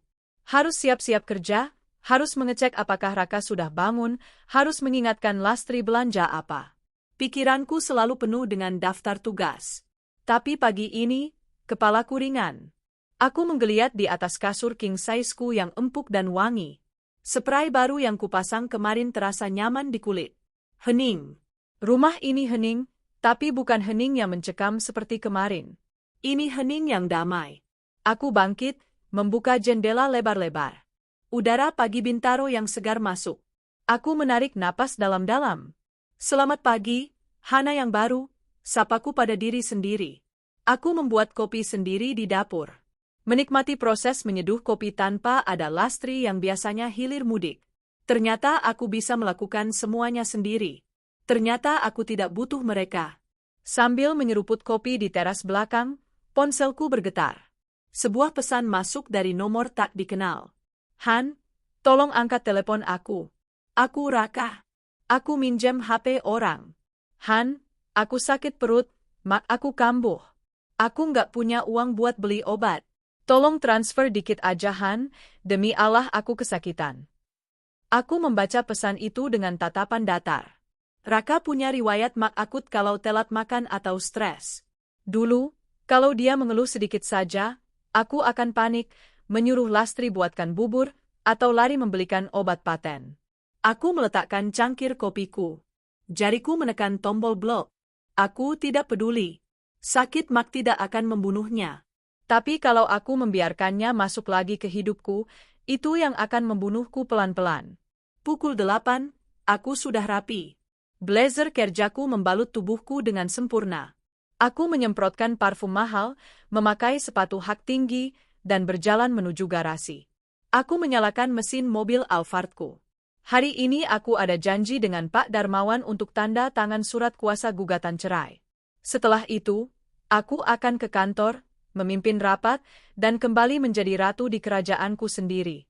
Saat mobilku meluncur keluar dari gerbang rumah, aku melihat ke arah jalan raya. Di suatu tempat di luar sana, Raka dan Lastri sedang menuai apa yang mereka tanam. Dan aku sedang berjalan menuju musim semi. 2 minggu berlalu sejak pengusiran itu. Waktu terasa merambat sangat lambat bagi Raka, namun berlari kencang bagi Hana. Pagi itu, Pengadilan Agama Jakarta Selatan sudah ramai. Orang-orang dengan wajah murung, marah, atau lelah duduk mengantre di kursi tunggu besi yang dingin. Di antara mereka, duduklah Raka. Penampilannya jauh berbeda dari Raka yang dulu. Kemeja putih yang dipakainya terlihat kekuningan di bagian kerah, hasil cuci tangan Lastri yang tidak bersih karena mereka berhemat detergen. Jas hitamnya, satu-satunya yang berhasil ia selamatkan, terlihat agak longgar karena berat badannya turun drastis dalam 2 minggu. Sepatu pantofelnya berdebu karena ia harus berjalan kaki dari halte busway demi menghemat ongkos. Raka meremas jemarinya yang berkeringat. Hari ini adalah sidang pertama, mediasi. Hana pasti datang, gumamnya pada diri sendiri, mencoba membangun harapan semu. Kalau ketemu langsung, aku pasti bisa luluhin hati dia. Dia nggak mungkin tega lihat aku kayak gini. Pukul 9.15, sebuah mobil Mercedes-Benz hitam mengkilap berhenti tepat di depan lobi pengadilan. Sopir berseragam turun membukakan pintu. Jantung Raka berdegup kencang. Ia berdiri, merapikan rambutnya yang agak panjang karena belum sempat potong rambut. Keluarlah Hana. Raka terpana. Hana terlihat bersinar. Ia mengenakan setelan blazer navy blue dengan potongan slim fit yang membalut tubuhnya dengan elegan. Rambutnya ditata rapi, kacamata hitam bertengger di hidungnya, dan ia menenteng tas Hermes yang harganya mungkin bisa membiayai hidup Raka setahun di kosan. Di sampingnya, berjalan Pak Darmawan, pengacara senior yang terkenal, pembunuh berdarah dingin, di meja hijau. Hana? Raka nekat menerobos kerumunan, setengah berlari mendekati Hana sebelum wanita itu masuk ke ruang mediasi. Hana berhenti. Ia menurunkan sedikit kacamata hitamnya, menatap Raka dari ujung rambut sampai ujung kaki. Tatapan itu bukan tatapan benci, melainkan tatapan orang asing yang melihat pengemis di pinggir jalan. Mas Raka, sapa Pak Darmawan dingin, merentangkan tangan untuk menghalangi Raka mendekat terlalu rapat. Mohon jaga jarak. Klien saya tidak nyaman. Aku mau ngomong sama istriku, bukan sama kamu, bentak Raka, meski suaranya pecah di ujung. Ia menatap Hana. Han, lihat aku, sayang. Aku hancur tanpamu. Kamu tega lihat aku kurus kering begini? Hana menghela napas pelan, lalu membuka mulutnya. Kamu kurus karena kamu tidak punya uang, Raka. Bukan karena cinta. Jangan mendramatisir. Han, aku nyesel. Sumpah demi Tuhan aku nyesel. Lastri, dia cuma kesalahan. Aku bisa tinggalin dia. Kita bisa balik kayak dulu. Hana tertawa kecil, tawa yang terdengar sangat miris. Tinggalin dia? Dia lagi hamil anak kamu, Raka. Dan kamu mau ninggalin dia demi balik ke ketiak istrimu yang kaya raya? Wah, ternyata kamu lebih rendah dari yang kuduga. Tapi aku cuma cinta sama kamu. Simpan cintamu buat beli beras, potong Hana tajam. Ayo, Pak Darmawan. Di sini panas. Hana melenggang pergi, meninggalkan aroma parfum mawar yang mahal. Raka berdiri terpaku, dikuliti oleh kata-kata istrinya sendiri di depan umum.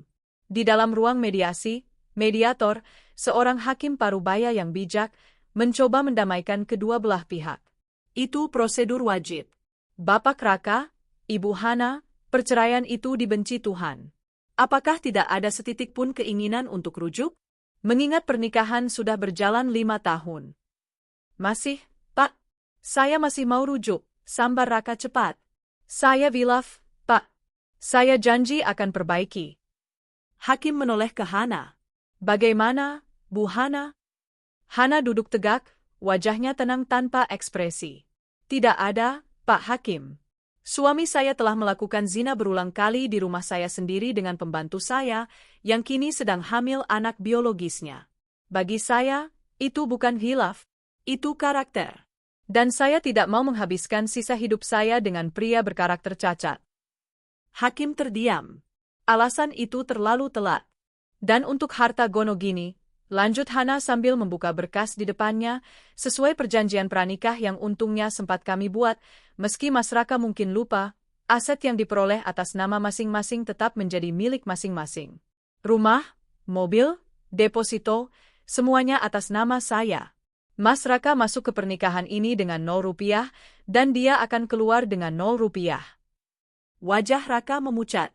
Dia lupa soal perjanjian pranikah itu. Dulu dia menandatanganinya tanpa membaca karena saking bucinnya pada Hana dan yakin mereka tak akan bercerai. Tapi Han, aku juga ikut ngerawat rumah itu. Cicit Raka lemah. Ngerawat? Maksudmu, menidurinya dengan wanita lain? Itu namanya merusak, Raka. Mediasi dinyatakan gagal. Sidang lanjut ke pokok perkara. Palu hakim belum diketuk untuk putusan cerai hari ini, tapi di hati Hana, palu itu sudah diketuk sejak dia melihat pintu kamar Lastri terbuka. Keluar dari pengadilan dengan tangan hampa dan hati dongkol, Raka tidak langsung pulang ke kosan. Dia butuh uang. Uang 60.000 sisanya sudah habis untuk beli pulsa dan makan kemarin. Hari ini dia belum makan. Raka pergi ke sebuah gedung perkantoran di daerah Kuningan. Dia punya kenalan lama di sana, teman satu angkatan kuliah yang sekarang jadi HR manager. Raka berharap koneksi ini bisa memberinya pekerjaan. Sorry, Kak, kata Andi, temannya itu, sambil menyesap kopi di cafe lobby. Dia tidak menawari Raka minum. Posisi manajer lagi freeze. Lagian gue denger desas-desus. Desas-desus apa? Jantung Raka berdegup tak enak. Lo di blacklist di beberapa circle HR.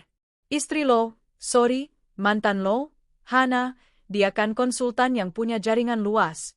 Berita kalau lo selingkuh sama pembantu sampai hamil itu udah jadi rahasia umum di grup WhatsApp alumni, KA.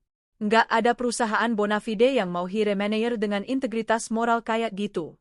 Riskan. Raka lemas. Ternyata Hana tidak perlu koar-koar di media sosial.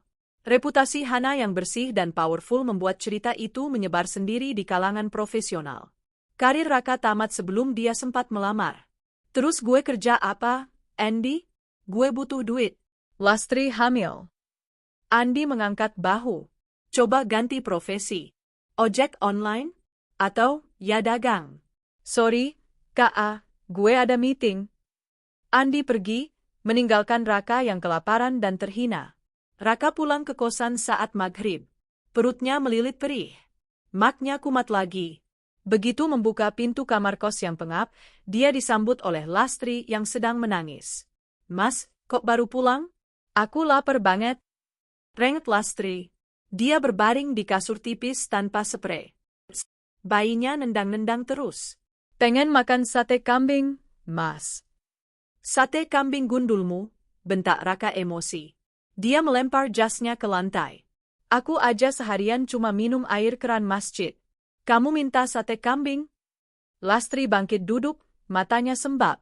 Kok Mas marah-marah terus? Dulu Mas Raka lembut, sering beliin aku martabat, beliin aku baju. Itu dulu waktu aku punya duit Hana. Sekarang duitnya nggak ada. Sadar diri dong, Lastri. Kamu itu cuma pembantu yang bikin hidupku susah. Mas nyesel sama aku? Tanya Lastri pelan, air matanya menetes lagi. Mas yang janji mau hidup semati sama aku. Mati kelaparan iya. Raka merogoh saku celananya. Kosong. Dia melihat sekeliling kamar. Matanya tertumbuk pada satu-satunya barang berharga yang tersisa, sepatu sneakers Nike Limited Edition yang dia pakai. Siniin HP kamu, perintah Raka pada Lastri. Buat apa, Mas? Lastri mendekap HP Android bututnya. Buat digadai. Kita butuh makan malam ini. Raka merampas paksa HP Lastri. Wanita itu menjerit, mencoba merebut kembali, tapi tenaga Raka lebih kuat. Raka mendorong Lastri sampai jatuh terduduk di kasur. Diam. Demi anak kamu juga. Malam itu, Raka menjual HP Lastri di konter pulsa pinggir jalan dengan harga murah, Rp300.000. Dia pulang membawa 2 bungkus nasi uduk pecel lele. Bukan sate kambing. Mereka makan dalam diam di lantai kamar kos yang dingin. Raka makan dengan lahap seperti orang kesurupan, sementara Lastri makan sambil terisak pelan. Nasi itu terasa hambar, tertelan bersama rasa penyesalan yang mulai tumbuh subur di hati Lastri. Dia mulai sadar, Raka tanpa uang hanyalah laki-laki kasar yang tidak berguna.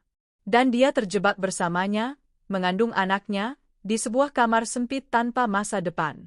Di sisi lain kota, di sebuah restoran rooftop yang menyajikan pemandangan lampu-lampu Jakarta, Hana sedang mengangkat gelas mocktail bersama sahabat-sahabatnya. Cheers untuk kebebasan Hana, seru Sinta, sahabatnya sejak kuliah. Hana tertawa lepas. Beban di dadanya benar-benar hilang. Pertemuan tadi pagi di pengadilan memang menyakitkan, tapi itu juga menjadi penutup yang manis. Melihat Raka memohon-mohon membuatnya sadar bahwa dia tidak kehilangan apa-apa. Justru dia membuang sampah yang selama ini mengotori hidupnya. Terus si Raka gimana tadi? Nangis darah? Tanya Rani kepo. Hampir, kekeh Hana. Dia kurus banget, Ran. Kayak tengkorak hidup. Padahal baru 2 minggu pisah. Rasain. Karma is real, timpal Sinta. Han, ada proyek baru nih dari klien di Bali. Butuh konsultan senior. Lo mau ambil nggak? Sekalian healing. Mata Hana berbinar. Bali? Boleh banget. Kapan? Minggu depan. Deal. Gue ambil. Malam itu, Hana tidur dengan senyum mengembang. Rekeningnya bertambah gendut, karirnya melesat, dan hatinya damai. Sementara di sebuah gang sempit, 2 orang pengkhianat sedang tidur memunggungi satu sama lain, ditemani suara nyamuk dan perut yang tak pernah benar-benar kenyang. 3 bulan berlalu. Kehidupan Raka berubah 180 derajat. Pukul 3 dini hari. Saat sebagian besar warga Jakarta masih terlelap di kasur empuk, Raka sudah harus bangun. Tubuhnya yang dulu atletis karena rajin ke game, kini kurus dan penuh luka lecet. Kulitnya yang dulu putih bersih terawat, kini mulai menghitam terbakar matahari dan debu jalanan. Raka kini bekerja sebagai kuli panggul harian di pasar induk. Awalnya, dia mencoba melamar jadi ojek online, tapi motor NMAX-nya sudah ditarik Hana, karena STNK atas nama Hana. Dia tidak punya modal untuk kredit motor baru. Jadi, hanya ototnya lah satu-satunya aset yang tersisa. Raka, jangan ngelamun. Itu karung bawang angkut ke truk sana, teriak Mandor Juki, pria bertubuh gempal yang suka membentak. Iya, Bang, jawab Raka lemah. Raka mengangkat karung bawang merah seberat 50 kg itu ke pundaknya. Kakinya gemetar. Dulu, beban terberat yang dia angkat hanyalah beban target penjualan di kantor ber-AC. Sekarang, beban ini nyata, menekan tulang punggungnya hingga rasanya mau patah. Dia berjalan tertatih menuju truk. Bau bawang, bau keringat, bau sampah busuk, semuanya bercampur menjadi aroma kehidupannya sehari-hari. Saat sedang menaikkan karung, Raka melihat pantulan dirinya di kaca spion truk. Dia nyaris tak mengenali pria di cermin itu. Mata cekung, rambut kusam, kaos partai yang sudah bolong di ketiak. Ya Tuhan, inikah Raka yang dulu manajer pemasaran? Batinnya perih. Di sela-sela istirahat, Raka duduk di emperan toko sambil memakan nasi bungkus jatah kuli. Isinya hanya nasi, sayur nangka, dan sepotong tempe oret. Tiba-tiba, sebuah mobil SUV mewah melintas pelan di depan pasar karena macet. Raka melihat ke dalam. Seorang pria necis sedang menyetir sambil tertawa bersama wanita di sebelahnya. Pemandangan itu mengingatkannya pada masa lalunya bersama Hana. Raka menunduk, menyembunyikan wajahnya di balik topi lusuh. Malu. Dia takut ada teman lamanya yang melihatnya di sini. Siang harinya, Raka pulang ke kosan dengan tubuh remuk redam. Dia membawa uang Rp70.000, upah hari ini. Begitu sampai di depan pintu kamar kos, dia mendengar suara erangan kesakitan. Ada? Mas? Raka panik. Dia mendobrak pintu yang tak terkunci. Lastri tergeletak di kasur busa. Daster batiknya basah oleh keringat dan air ketuban. Cairan bening merembes membasahi sprei kumal mereka. Mas, sakit, perutku sakit banget, kayaknya mau lahir. Lastri merintih, mencengkeram sprei. Wajah Raka pucat. Sekarang, bukannya HPL-nya minggu depan. Udah pecah ketuban, Mas. Cepetan bawa ke bidan. Raka bingung. Uangnya cuma 70.000. Bidan mana yang mau terima 70.000? Tahan dulu, Las. Tahan? Gimana caranya nahan bayi? Cepetan, Mas. Lastri menjerit histeris saat kontraksi hebat menyerang. Raka berlari keluar kosan, meminjam becak tetangga kos yang kebetulan sedang parkir. Dengan susah payah, dia memapah Lastri naik ke becak. Raka yang menggenjot becak itu sendiri menuju klinik bidan terdekat di ujung gang. Keringat dingin mengucur deras di dahi Raka. Kakinya yang sudah lelah memanggul bawang, kini dipaksa menggenjot becak sekuat tenaga. Ayo bertahan, Las. Jangan mati dulu, gumam Raka panik. Bukan karena cinta, tapi karena dia takut dituduh menelantarkan anak orang. Sampai di klinik bidan Hajah Maimunah, Lastri langsung dibawa masuk ke ruang bersalin.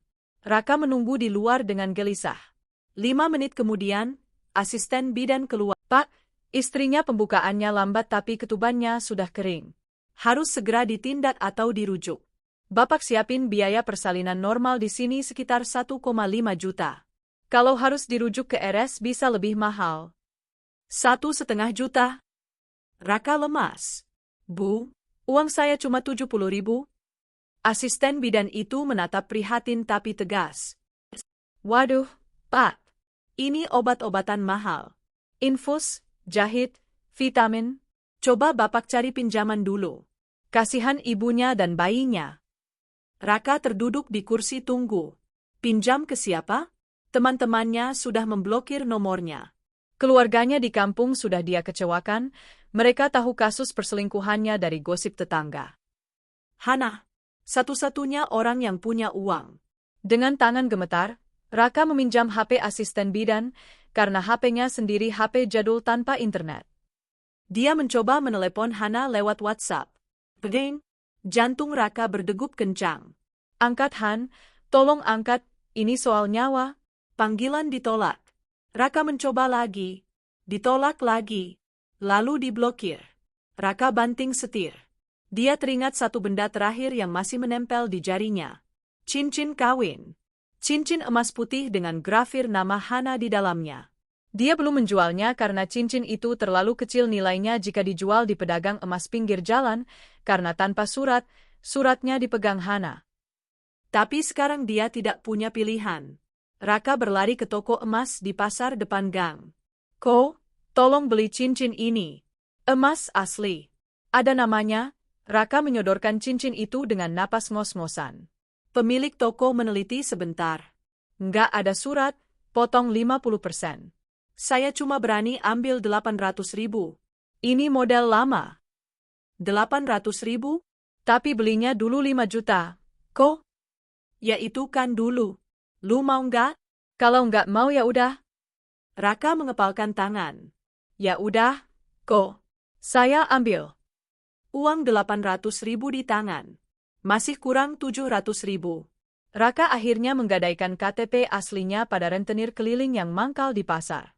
Dia dapat pinjaman 1 juta dengan bunga mencekik 20% per minggu. Dia tidak peduli. Yang penting Lastri beranak dulu. Pukul 17 sore. Suara tangisan bayi pecah di klinik kecil itu. Raka dipersilakan masuk.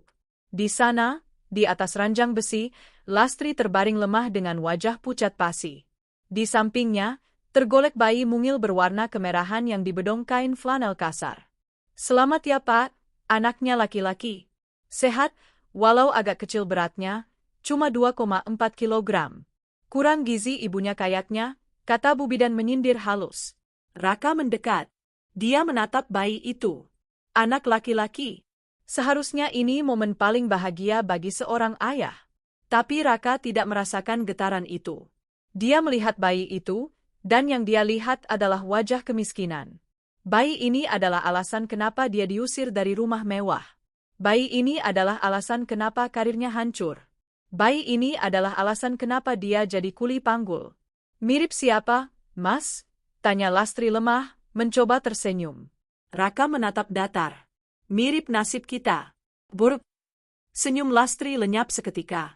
Air mata mengalir dari sudut matanya. Dia tahu, Raka tidak menginginkan anak ini.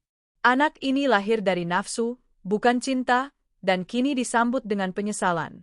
Kasih nama siapa? Tanya bidan. Raka diam lama. Benny. Benny aja. Benny apa Pak? Benny. Nggak usah panjang-panjang. Nulis aktenya mahal. Lastri menangis terseduh-seduh mendengar itu. Anaknya bahkan tidak berharga cukup untuk sebuah nama yang indah di mata ayahnya. Di waktu yang sama, sebuah paket dokumen diantar kurir ke kantor Hana. Hana sedang briefing tim untuk proyek Bali. Sekretarisnya masuk membawa amplop coklat besar dengan kop pengadilan agama. Bu Hana, dokumen dari Pak Darmawan. Hana membuka amplop itu. Di dalamnya, secari kertas tebal dengan tinta emas. Akta cerai. Telah resmi bercerai antara Hana binti dan Raka bin. Hana mengusap kertas itu. Tidak ada air mata. Justru, dia merasa seperti baru saja meletakkan ransel berisi batu seberat 50 kilogram yang selama ini dia gendong. Dia mengambil pulpen, lalu menandatangani tanda terima. Rani, panggil Hana pada sekretarisnya. Ya, Bu. Pesenin pizza buat semua anak kantor.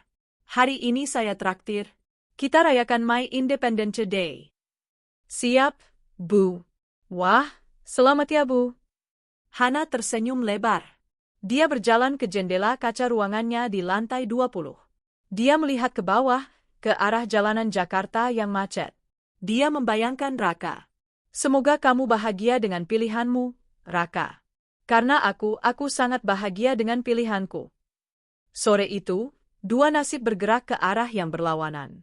Satu naik menuju puncak kebebasan, satu lagi terperosok makin dalam ke lubang tanggung jawab yang tak diinginkan. 1 bulan setelah Benny lahir. Kehidupan di kamar kos ukuran 3x3 meter itu semakin mirip neraka. Benny, bayi yang lahir prematur dan kurang gizi itu, sering sakit-sakitan. Tangisannya yang melengking siang malam menjadi musik latar yang menyiksa mental Raka dan Lastri. Raka semakin kurus. Tulang pipinya menonjol tajam, matanya cekung dengan lingkaran hitam pekat. Pekerjaan sebagai kuli panggul ternyata terlalu berat untuk tubuhnya yang manja. Suatu pagi di pasar induk, saat Raka mencoba mengangkat 2 karung cabai sekaligus demi mengejar setoran, punggungnya berbunyi. Krek! Raka menjerit, jatuh tersungkur. Karung cabai menimpa kakinya. Mandor Juki datang sambil berkacak pinggang. Aduh, Raka, lu ini nyusahin mulu. Udah lelet, sekarang malah encok. Minggir lu, ngalangin jalan. Bang, tolong bang, sakit banget. Rintih Raka, memegangi pinggangnya yang terasa seperti ditusuk besi panas. Udah, lu pulang aja. Mulai besok nggak usah datang lagi. Gua butuh orang kerja, bukan orang-orangan sawah yang gampang ambruk. Hari itu, Raka dipecat. Tanpa pesangon, tanpa asuransi. Dia pulang dengan menyeret satu kakinya, menahan sakit fisik yang tak seberapa dibanding sakit hatinya. Di kosan, Lastri sedang mencoba menenangkan Benny yang demam. Dia mengompres dahi bayi itu dengan air hangat seadanya. Mas, dapat uang nggak? Benny butuh paracetamol sirup. Tanya Lastri saat melihat Raka masuk dengan wajah ditekuk. Aku dipecat, jawab Raka singkat, lalu merebahkan diri di lantai dengan hati-hati. Hening. Hanya suara napas berat Benny yang terdengar. Terus kita makan apa, Mas? Suara Lastri mulai meninggi. Susu Benny abis. Beras abis. Listrik bunyi titit terus dari pagi. Ya mana aku tahu. Kamu pikir aku diam aja? Pinggangku mau patah cari duit buat kalian. Raka membentak balik. Lastri meletakkan Benny di kasur, lalu berdiri menghadap Raka. Dulu Mas janji mau bahagiain aku. Mana buktinya? Mending aku balik jadi pembantu Bu Hana. Walaupun capek, makan terjamin, tidur nyenyak. Balik sana kalau berani. Hana bakal siram kamu pakai air keras kalau lihat mukamu. Pertengkaran itu terhenti karena Benny menangis keras. Raka menutup telinganya frustrasi. Sorenya, setelah emosi mereda dan perut mulai perih karena lapar, Raka memutar otak. Dia tidak mungkin kerja kantoran. Dia tidak kuat jadi kuli. Jualan sayur, gumam Raka tiba-tiba. Apa, Mas? Kita jualan sayur keliling. Di pasar tadi, banyak sayur sisa yang masih bagus tapi dijual murah. Kita bisa jual lagi masuk ke kampung-kampung. Pakai apa? Kita nggak punya gerobak. Raka menatap jam tangan brandednya yang KW, karena yang asli sudah disita Hana. Masih ada satu barang yang bisa dijual. Sepatu sneakers Nike-nya. Sepatu kesayangannya. Raka menjual sepatu itu di pasar Loak. Laku 250.000. Uang itu dia pakai untuk menyewa gerobak dorong tua seharga 15.000 sehari, dan sisanya untuk modal belanja sayur, kangkung, bayam, tempe, dan tahu. 3 teriakan yang tertahan. Keesokan harinya, drama baru dimulai. Pukul 6 pagi. Raka mendorong gerobak kayu yang berat itu menyusuri jalanan aspal perumahan kelas menengah ke bawah. Lastri berjalan di sampingnya sambil menggendong Benny dengan kain jarik lusuh. Ayo teriak, bisik Raka pada Lastri. Kok aku? Maslah, kan mas lakinya, tolak Lastri. Aku malu, Las. Kalau ada yang kenal gimana? Mas masih punya malu? Anak kita lapar. Mas, cepetan teriak. Raka menelan ludah. Dia melihat sekeliling. Sepi. Dia menarik napas. Suaranya pelan, tercekat di tenggorokan. Seperti tikus mencicit. Lastri mendengus kesal. Minggir. Lastri yang mengambil alih. Sayo. Sir seger. Tahu tempe? Teriakannya lantang, khas pedagang pasar. Beberapa ibu-ibu rumah tangga keluar pagar. Bang, kangkungnya seikat berapa? Tanya seorang ibu berdaster. Raka gugup. 5.000, Bu. Mahal amat. Di pasar cuma 3.000. Ya udah 3.000 deh, Bu. Raka langsung menurunkan harga karena takut pembeli lari. Ibu itu mencibir. Tukang sayur baru ya? Kaku banget ngelayaninnya. Masukin plastiknya yang bener dong, jangan dicampur sabun sama tempe. Raka, mantan manajer yang biasa memerintah bawahan, kini dibentak-bentak ibu rumah tangga hanya karena salah bungkus tempe. Tangannya gemetar saat menyerahkan kantong plastik. Harga dirinya benar-benar sudah diinjak-injak di aspal. 4. Pertemuan tak terduga. Siang itu, matahari sangat terik. Raka dan Lastri beristirahat di bawah pohon rindang di pinggir jalan raya. Benny tidur di dalam gerobak, di sela-sela tumpukan labu siam, beralaskan kardus bekas. Sebuah mobil sedan hitam berhenti di lampu merah tepat di depan mereka. Kaca jendelanya bening. Raka melihat sosok di dalam mobil itu. Jantungnya berhenti berdetak. Itu Pak Wijaya, mantan bosnya di kantor lama. Dan di sebelahnya, ada Hana. Mereka sedang tertawa, memegang dokumen proyek. Hana terlihat sangat cantik, profesional, dan bahagia. Raka buru-buru membalikkan badan, berpura-pura menata sayuran. Dia menarik topi kumalnya sampai menutupi mata. Jangan lihat, jangan lihat. Batinnya berdoa. Tapi Lastri yang tidak tahu apa-apa justru berteriak menawarkan dagangan pada mobil-mobil yang macet. Sayur Pak. Kacang panjangnya Pak. Hana di dalam mobil menoleh ke sumber suara. Matanya menyapu trotoar. Dia melihat gerobak sayur itu. Dia melihat wanita lusuh yang menggendong bayi. Dan dia melihat punggung pria kurus yang membelakanginya dengan gestur ketakutan.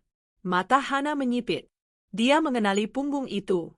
Dia mengenali gestur bahu yang merosot itu. Lampu lalu lintas berubah hijau. Mobil melaju. Hana tidak berhenti. Dia tidak turun untuk melabrak atau mengejek. Dia hanya tersenyum tipis, sangat tipis. Sebuah konfirmasi bahwa semesta sedang bekerja dengan sangat rapi. Raka mengintip dari balik bahunya saat mobil itu menjauh. Air matanya menetes jatuh ke atas ikatan bayam. Kenapa hidupku jadi begini? Isaknya. Lastri yang melihat Raka menangis malah jengkel. Nangis lagi. Udah ayo jalan. Itu di depan ada komplek lagi. Kalau nggak habis, kita makan sayur basi lagi malam ini. Raka menghapus air matanya dengan lengan baju yang kotor. Dia kembali mendorong gerobak berat itu. Krek, krek, krek. Suara roda gerobak yang berkarat itu adalah satu-satunya lagu yang menemani hari-harinya sekarang. Lagu tentang penyesalan yang terlambat. Usaha sayur keliling Raka dan Lastri berjalan terseok-seok. Keuntungan harian mereka hanya cukup untuk makan hari itu juga, kadang malah kurang. Hutang pada rentenir saat Lastri melahirkan belum lunas, bunganya terus membengkak seperti tumor ganas. Sore itu, Raka sedang duduk melamun di pos ronda, menghindari omelan Lastri di kamar kos. Seorang pemuda kampung, Udin, duduk di sebelahnya sambil senyum-senyum menatap layar HP. Woi deh, jackpot lagi, bos, seru Udin girang. Raka menoleh malas. Apaan sih, Din? Ini bang, main slot. Modal 50.000 barusan tembus 500.000. Lumayan buat beli rokok seminggu, pamer Udin sambil menunjukkan saldo di layar HP-nya. Mata Raka melebar. 500.000? Itu sama dengan keuntungan jualan sayur seminggu penuh dengan keringat dan air mata. Sementara Udin mendapatkannya hanya dengan memencet layar sambil rebahan? Ah, bohong lu. Judi MAH bikin miskin. Raka mencoba menyangkal, teringat nasihat-nasihat lama. Ya elah, bang. Itu kalau nggak tahu triknya. Kalau bang Raka mau, sini gue ajarin. Abang kan pinter, mantan orang kantoran, pasti lebih jago analisa polanya daripada gue yang lulusan SD. Kata-kata, mantan orang kantoran, dan jago analisa, membelai ego Raka yang sudah lama terluka. Setan pembisik mulai bekerja. Raka berpikir, mungkin ini jalan keluar cepat. Kalau aku menang besar sekali saja, aku bisa lunasi hutang rentenir dan sewa kios yang layak. Emang modalnya berapa? Tanya Raka pelan. Bebas, bang. 50.000 bisa. Raka meraba saku celananya. Ada uang 200.000. Itu uang modal belanja sayur untuk besok pagi yang baru saja disetorkan Lastri padanya. Oke, gue coba 50.000, kata Raka. Malam itu, Raka tidak pulang ke kosan. Dia nongkrong di warkop yang ada wifi gratisnya. Awalnya, dia menang. Dari 50.000, saldonya naik jadi 300.000. Adrenalinnya memuncak. Rasanya seperti dulu saat dia berhasil closing proyek besar. Dia merasa hebat lagi. Dia merasa beruntung. Tanggung, pikirnya. Kalau 300.000 ini diputar lagi, bisa jadi 1 juta. Besok Lastri pasti kaget aku bawa duit banyak. Raka lanjut bermain. Matanya merah menatap putaran gambar di layar. Tapi keberuntungan pemula itu jebakan. Perlahan, saldonya turun. Kalah. Saldonya 0. Panik, Raka memasukkan sisa uang belanja sayur yang 150.000. Habis. Sekarang uang di tangannya benar-benar 0. Modal sayur untuk besok ludes dimakan bandar judi. Raka menjambak rambutnya sendiri. Keringat dingin mengucur. Jam menunjukkan pukul 2 pagi. Dia harus belanja ke pasar jam 3. Tapi pakai apa? Raka pulang ke kosan dengan langkah gontai. Wajahnya pucat pasi. Lastri terbangun saat Raka membuka pintu. Mas, kok baru pulang? Ayo siap-siap ke pasar. Benny udah tidur nyenyak nih. Raka diam, duduk di pojok kamar memeluk lutut. Mas, ayo keburu sayuran yang bagus diambil orang, desak Lastri. Dia menyodorkan tas belanja. Mana uang modalnya yang tadi? Raka tetap diam. Perasaan Lastri mulai tidak enak. Mas, uangnya mana? Abis, gumam Raka pelan. Abis gimana? Dicopet. Lastri panik, suaranya meninggi. Itu uang 200.000, Mas. Kita ngumpulinnya 3 hari. Aku pakai main slot. Hening sejenak. Lastri menatap Raka tak percaya. Judi? Lastri berteriak. Kamu pakai uang makan anakmu buat judi. Jangan teriak-teriak. Berisik, bentak Raka, berdiri menantang. Biarin tetangga denger. Biar semua tahu kelakuan kamu. Udah pengangguran, tukang selingkuh, sekarang penjudi. Mau jadi apa kita, Mas? Besok Benny makan apa? Lastri memukuli dada Raka dengan kepalan tangannya yang lemah. Tangisan frustrasi seorang ibu yang melihat anaknya terancam kelaparan. Gara-gara kamu aku hidup sengsara. Harusnya aku nggak pernah mau diajak selingkuh sama kamu. Laki-laki nggak guna. Kalimat, laki-laki nggak guna, itu adalah pemicunya. Tangan Raka melayang keras, mendarat telak di pipi kiri Lastri. Lastri terhuyung, jatuh menimpa kaki Benny yang sedang tidur. Bayi itu terbangun dan menjerit kencang. Oh! Lastri memegangi pipinya yang panas dan memerah. Dia menatap Raka dengan tatapan ngeri. Ini pertama kalinya Raka memukulnya. Dulu, Raka selalu memanjakannya dengan kata-kata manis. Mas, kamu mukul aku? Bisik Lastri gemetar. Raka menatap tangannya sendiri. Dia juga kaget. Tapi rasa bersalahnya tertutup oleh ego dan stres yang menumpuk. Makanya jangan bacot, hardik Raka, menyembunyikan getaran tangannya. Aku pusing. Kamu nuntut terus. Pintu kamar digedor dari luar. Woi, berisik. Orang mau tidur, teriak tetangga sebelah. Lastri memeluk Benny, menangis di pojok kamar. Raka keluar kamar, membanting pintu, meninggalkan anak istrinya yang kelaparan dan ketakutan. Paginya, Pak Haji pemilik kosan datang mengetuk pintu. Wajahnya masam. Mas Raka, Mbak Lastri. Saya dengar semalam ribut-ribut sampai pukul-pukulan ya? Lastri masih sesenggukan dengan pipi lebam biru. Raka menunduk. Maaf Pak, masalah rumah tangga, jawab Raka. Saya nggak mau tahu urusan rumah tangga sampean. Tapi ini kosan baik-baik. Tetangga pada komplain, bayi nangis terus, bapak ibunya berantem tiap malam. Belum lagi uang sewa bulan ini nunggak seminggu. Pak Haji menghela napas. Saya kasih waktu sampai sore nanti. Tolong cari tempat lain. Saya nggak mau ada KDRT di sini, nanti saya yang repot sama polisi. Diusir. Lagi. Kali ini bukan dari rumah mewah, tapi dari lubang tikus yang sempit. Raka dan Lastri benar-benar tidak punya tempat untuk berteduh. Sore itu, di bawah gerimis yang mulai turun, mereka keluar dari kosan. Raka membawa koper yang rodanya sudah patah satu. Lastri menggendong Benny dengan mata bengkak. Tidak ada gerobak sayur karena mereka tidak punya modal sewa. Tidak ada tujuan. Mereka berjalan tanpa arah, menyusuri emperan toko yang mulai tutup. Benny menangis kedinginan, tapi air susu Lastri sudah kering karena stres dan kurang makan. Raka menatap langit kelabu. Dia teringat sofa empuk di rumah Hana. Teringat kopi panas buatan Hana. Karma, batin Raka. Ini rasanya dibuang seperti sampah. Tanpa mereka sadari, dari kejauhan, sepasang mata mengawasi mereka dari dalam mobil patroli Satpol PP yang sedang razia gelandangan. Malam itu, Raka tidur beralaskan kardus bekas kulkas yang dia temukan di tempat sampah minimarket. Atapnya adalah langit emperan ruko yang bocor di sana-sini. Nyamuk-nyamuk got menyerang tanpa ampun. Di sebelahnya, Lastri duduk memeluk lutut sambil mendekap Benny. Dia tidak bisa tidur. Dia takut ada orang jahat, takut Benny digigit tikus, takut pada masa depan. Mas Rim? Bisik Lastri. Bibirnya pucat. Raka yang memejamkan mata pura-pura tidur, menjawab ketus, ya mau gimana lagi? Nikmatin aja hotel bintang 5 kita ini. Raka menatap jalanan aspal yang basah. Dia teringat kasur King Cole di kamar utamanya dulu.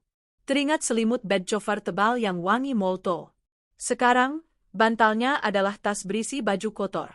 Hana, kalau kamu lihat aku sekarang, apa kamu bakal ketawa? Batin Raka perih. Tiba-tiba, dari ujung jalan, terdengar suara sirine dan teriakan-teriakan panik. Lari. Ada garukan. Ada Satpol PP. Seorang gelandangan tua berlari terpincang-pincang melewati mereka. Raka tersentak bangun.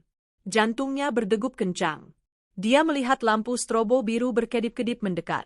Mobil truk kerangkeng Satpol PP. Lastri, bangun. Lari, teriak Raka. Dia menyambar koper rusaknya. Lastri panik, mencoba berdiri dengan kaki gemetar sambil menggendong Benny.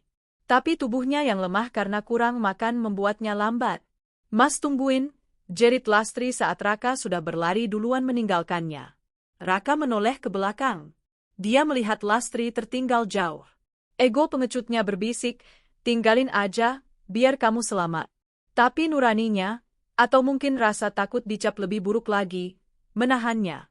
Dia berhenti, berbalik, dan menarik tangan Lastri kasar. Cepetan bodoh. Terlambat. 3 orang petugas berseragam coklat mengepung mereka dari 2 arah. Berhenti. Jangan lari. Raka terpojok di dinding ruko yang tertutup rolling door. Petugas itu menangkap lengan Raka. Lepasin. Saya bukan gelandangan. Saya orang baik.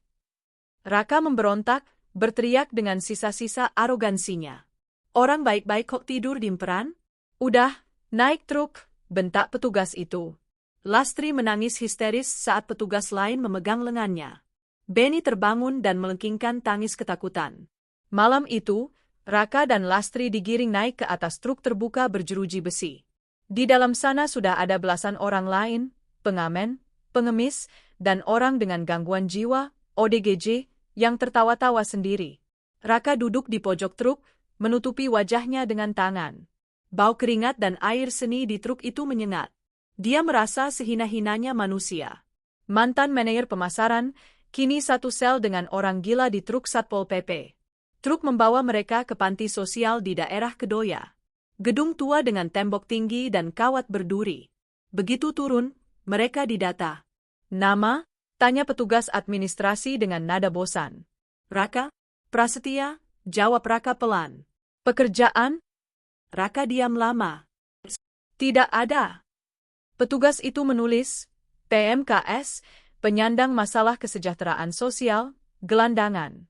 Setelah didata, petugas memberikan perintah yang membuat Lastri menjerit. Laki-laki ke asrama Blok A. Perempuan dan anak-anak ke asrama Blok B pisah.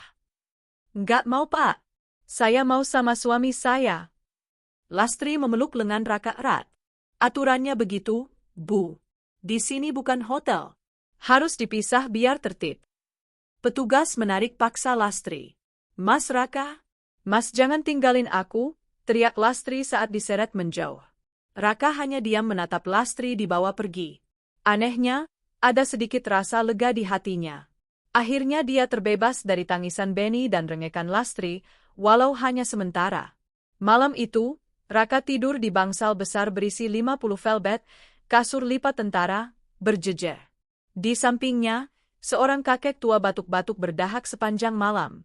Raka menatap langit-langit bangsal yang tinggi. Dia sendirian. Benar-benar sendirian di tengah keramaian orang-orang yang senasib. Tidak ada lagi privasi, tidak ada lagi harga diri. Dia hanya sebuah nomor di daftar panti sosial. Keesokan harinya, sebuah akun Instagram info berita lokal Jakarta memposting foto hasil razia semalam. Caption, Dinsos amankan puluhan PMKS di kawasan Bintaro. Miris, ditemukan pasutri muda membawa bayi tidur di emperan toko. Di foto itu, terlihat wajah Raka yang sedang menunduk putus asa saat didata petugas, dan Lastri yang sedang menyusui Benny di pojok. Wajah mereka terlihat jelas meski agak buram. Postingan itu viral. Ribuan komentar membanjiri. Netizen 1, kasihan banget bayinya, masih merah udah kena angin malam. Netizen 2, bapaknya masih muda, badannya sehat, kok nggak kerja? Malah jadi gembel? Alumni_kampus_X. Itu kayak si Raka bukan sih? Angkatan 2015? Berita itu sampai ke grup WhatsApp kantor lama Raka, dan akhirnya sampai ke HP Hana. Hana sedang makan siang di sebuah restoran seafood di Jimbaran, Bali, saat notifikasi itu masuk dari Rani, sekretarisnya. Bu, maaf ganggu. Ibu udah lihat ini? Pak Raka masuk berita razia Satpol PP. Hana membuka link itu. Dia melihat foto Raka. Pria yang dulu gagah dengan jas mahal, kini memakai kaos kumal, rambut acak-acakan, dan wajah penuh daki. Jantung Hana berdesir. Bukan karena cinta, tapi karena rasa kemanusiaan yang tersentil. Ya Tuhan, Raka sampai segininya, gumam Hana. Teman makannya, klien proyek dari Australia, bertanya, "Are you okay, Hana?" Hana tersenyum tipis, meletakkan HP-nya terbalik di meja. "I'm okay. Just shallallahu alaihi wasallam an old friend getting exactly what he deserved." Hana tidak berniat menolong. Dia tahu, panti sosial akan memberikan makan dan tempat tidur. Itu sudah lebih dari cukup. Menolong Raka sekarang hanya akan memperpanjang penderitaan laki-laki itu karena dia tidak akan pernah belajar. Hana menyesap air kelapa mudanya. Semesta bekerja dengan cara yang misterius tapi adil, batinnya. Dia kembali fokus pada sunset Jimbaran yang indah, menutup buku masa lalunya rapat-rapat. Di blok B panti sosial, Lastri duduk melamun di pinggir kasur. Benny sudah tidur setelah diberi susu formula jatah panti. Lastri melihat sekeliling. Ibu-ibu gelandangan lain menatapnya dengan pandangan kosong. Lastri mulai menangis tanpa suara. Dia teringat kamarnya dulu di rumah Hana. Walaupun statusnya pembantu, kamarnya bersih, berkeramik, ada kipas angin, dan kasurnya empuk. Makanannya enak, sering dikasih rendang sisa majikan. Gajinya utuh bisa dikirim ke kampung. Bodoh, aku bodoh. Rutuk Lastri sambil memukul kepalanya sendiri. Dia tergiur rayuan Raka. Dia tergiur mimpi jadi nyonya. Dia pikir dengan merebut Raka, dia akan naik status sosial. Ternyata dia justru jatuh ke dasar jurang. Raka yang dia puja-puja ternyata hanyalah benalu yang hidup dari istri pertamanya. Tanpa Hana, Raka bukan siapa-siapa. Dan Lastri terlambat menyadarinya. Kini dia terjebak di sini, dengan anak bayi, suami yang tidak berguna, dan masa depan yang gelap gulita. "Bu Hana, maafin saya?" Bisik Lastri pada angin malam yang berhembus lewat ventilasi kawat. Tapi permintaan maaf itu tidak akan mengubah apapun. Pintu karma sudah terkunci dari luar. 2 minggu mendekam di panti sosial, Raka dan Lastri akhirnya dilepaskan setelah ada kerabat jauh Lastri dari kampung yang menjamin mereka. Bukan karena kasihan, tapi karena malu melihat berita viral itu mencoreng nama keluarga besar. "Kalian jangan harap bisa numpang hidup di rumah saya," kata Paman Lastri tegas saat menjemput mereka. "Saya cuma bantu keluar. Setelah ini, urus hidup kalian sendiri." Mereka kembali ke jalanan. Kali ini dengan kondisi mental yang lebih hancur. Raka, yang terbiasa hidup nyaman, mengalami tekanan darah tinggi parah akibat stres selama di panti. Makanan yang buruk dan tidur di lantai semen membuat tubuhnya yang sudah ringkih semakin ambruk. Suatu siang, saat mereka sedang mencoba mencari kamar kos murah di pinggiran rel kereta api, Raka tiba-tiba berhenti berjalan. "Mas, kenapa berhenti? Ayo jalan, Panas nih, omel Lastri sambil menggendong Benny yang terus menangis. Kepalaku Gumam Raka. Wajahnya merah padam, mulutnya mencong ke kiri. Mas? Bruk. Raka ambruk ke tanah berdebu. Tubuh bagian kanannya mati rasa. Dia mencoba bangun, tapi kakinya tidak bisa digerakkan. Mulutnya hanya bisa mengeluarkan suara erangan tak jelas. Maas! Tolong suami saya! Lastri berteriak histeris di pinggir rel. Raka terserang stroke. Di usia muda, di tengah kemiskinan, tanpa BPJS, tanpa asuransi. 2 tukang cuci dan suami lumpuh. 3 tahun berlalu. Di sebuah petak kontrakan kumuh yang atapnya seng dan dindingnya triplek, seorang wanita kurus kering sedang mengucek tumpukan pakaian kotor. Tangan wanita itu kasar, penuh luka akibat detergen keras. Itu Lastri. Di sudut ruangan, terbaring seorang pria di atas kasur tipis yang sudah bau apek. Tubuhnya kurus kering, hanya tulang berbalut kulit. Dia memakai popok kain yang sudah kotor. Itu Raka. Cita-cita Lastri untuk menjadi nyonya besar telah musnah. Kini, dia adalah tulang punggung keluarga, bekerja sebagai buruh cuci gosok keliling untuk menghidupi Benny dan membiayai Raka yang lumpuh total. Jangan berat mulu. Capek aku nyucinya, bentak Lastri sambil melempar kain pel ke arah Raka. Raka hanya bisa meneteskan air mata. Dia ingin membalas, tapi lidahnya kaku. Dia ingin pergi, tapi kakinya mati. Dia terjebak dalam tubuhnya sendiri, bergantung sepenuhnya pada wanita yang dulu dia jadikan pelampiasan nafsu. Setiap hari, Raka harus mendengar makian Lastri. Dasar laki-laki nggak guna. Dulu janji manis, sekarang cuma jadi beban. Nyesel aku ikut kamu. Tahu gini mending aku tetap kerja sama Bu Hana. Kata-kata itu lebih menyakitkan daripada pukulan fisik. Itu adalah karma yang dibayar tunai. Raka yang dulu mencampakkan istri setia demi pembantu, kini dicampakkan harga dirinya oleh pembantu itu sendiri. Benny, anak mereka, tumbuh menjadi anak yang kurus dan pemarah karena sering melihat orang tuanya bertengkar. Dia sering main di got depan rumah tanpa alas kaki. Suatu sore, Lastri mendapat pekerjaan mencuci di sebuah rumah mewah yang baru selesai direnovasi di kawasan Bintaro Sektor 9. Pemilik rumah sedang mengadakan syukuran. Lastri datang membawa Benny, berharap dapat makanan sisa. Saat dia sedang mencuci piring di belakang, dia mendengar suara tawa yang familiar. Dia mengintip ke ruang tengah. Di sana, dikelilingi tamu-tamu elit, berdiri seorang wanita cantik dengan gaun sutra berwarna champagne. Wanita itu terlihat 10 tahun lebih muda, wajahnya bersinar, senyumnya lepas. Itu Hana. Dan di samping Hana, berdiri seorang pria tegap yang menatapnya dengan penuh cinta. Suami baru Hana. Seorang pengusaha properti sukses yang terkenal dermawan. Lastri gemetar. Piring di tangannya nyaris jatuh. Dia melihat kontras yang begitu nyata. Hana di istananya, dikelilingi cinta dan kemewahan. Lastri di dapur kotor, dengan tangan penuh busa sabun dan anak yang merengek minta makan. Tiba-tiba, Hana berjalan ke arah dapur untuk mengecek catering. Langkahnya terhenti saat melihat Lastri. Mata mereka bertemu. Lastri menunduk dalam-dalam, malu setengah mati. Dia ingin bumi menelannya saat itu juga. Tapi Hana tidak marah. Tidak ada lagi dendam di mata itu. Hana hanya menatap Lastri dan Benny yang kucel di kakinya, dengan tatapan iba, seolah melihat kucing jalanan yang kehujanan. Hana mengambil sebuah amplop dari tasnya. Dia meletakkannya di meja dekat Lastri mencuci. Buat beli susu anakmu, kata Hana pelan. Suaranya tenang, berwibawa. Bu Hana. Lastri terisak, ingin bersujud minta maaf. Jangan sentuh saya. Hana mundur selangkah, menjaga jarak. Ambil uangnya, selesaikan kerjamu, lalu pergi. Sampaikan salam saya buat Raka. Bilang sama dia, saya sudah memaafkan. Karena melihat kalian seperti ini, saya sadar Tuhan sudah memberikan hukuman yang jauh lebih berat daripada yang bisa saya berikan. Hana berbalik badan, melangkah kembali ke cahayanya, meninggalkan Lastri yang menangis terseduh-seduh di atas wastafel cuci piring. Malamnya, Lastri pulang membawa amplop dari Hana. Isinya cukup besar, bisa untuk makan sebulan.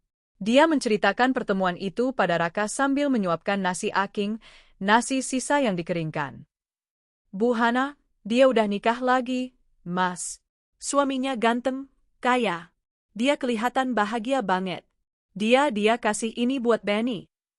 Raka mendengar itu. Matanya yang cekung menatap langit-langit kamar yang bocor. Air mata mengalir deras dari sudut matanya, membasahi bantal yang tak pernah dijemur. Di dalam kebisuan lumpuhnya, Raka menjerit. Jeritan penyesalan yang terlambat. Dia menyadari, dia pernah memiliki berlian di tangannya. Berlian yang dia gosok setiap hari dengan cinta. Tapi dia membuang berlian itu demi memungut batu kerikil di jalanan, hanya karena batu itu terlihat menarik sesaat. Sekarang, berlian itu bersinar di mahkota orang lain. Sementara dia tertimbun longsoran batu kerikil itu, perlahan-lahan mati dalam sesak dan gelap.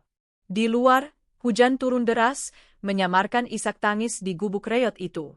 Dan di tempat lain, di balkon rumah mewahnya, Hana menyesap teh hangat sambil menatap hujan. Dia tersenyum, bukan karena melihat penderitaan mereka, tapi karena dia akhirnya menyadari satu hal.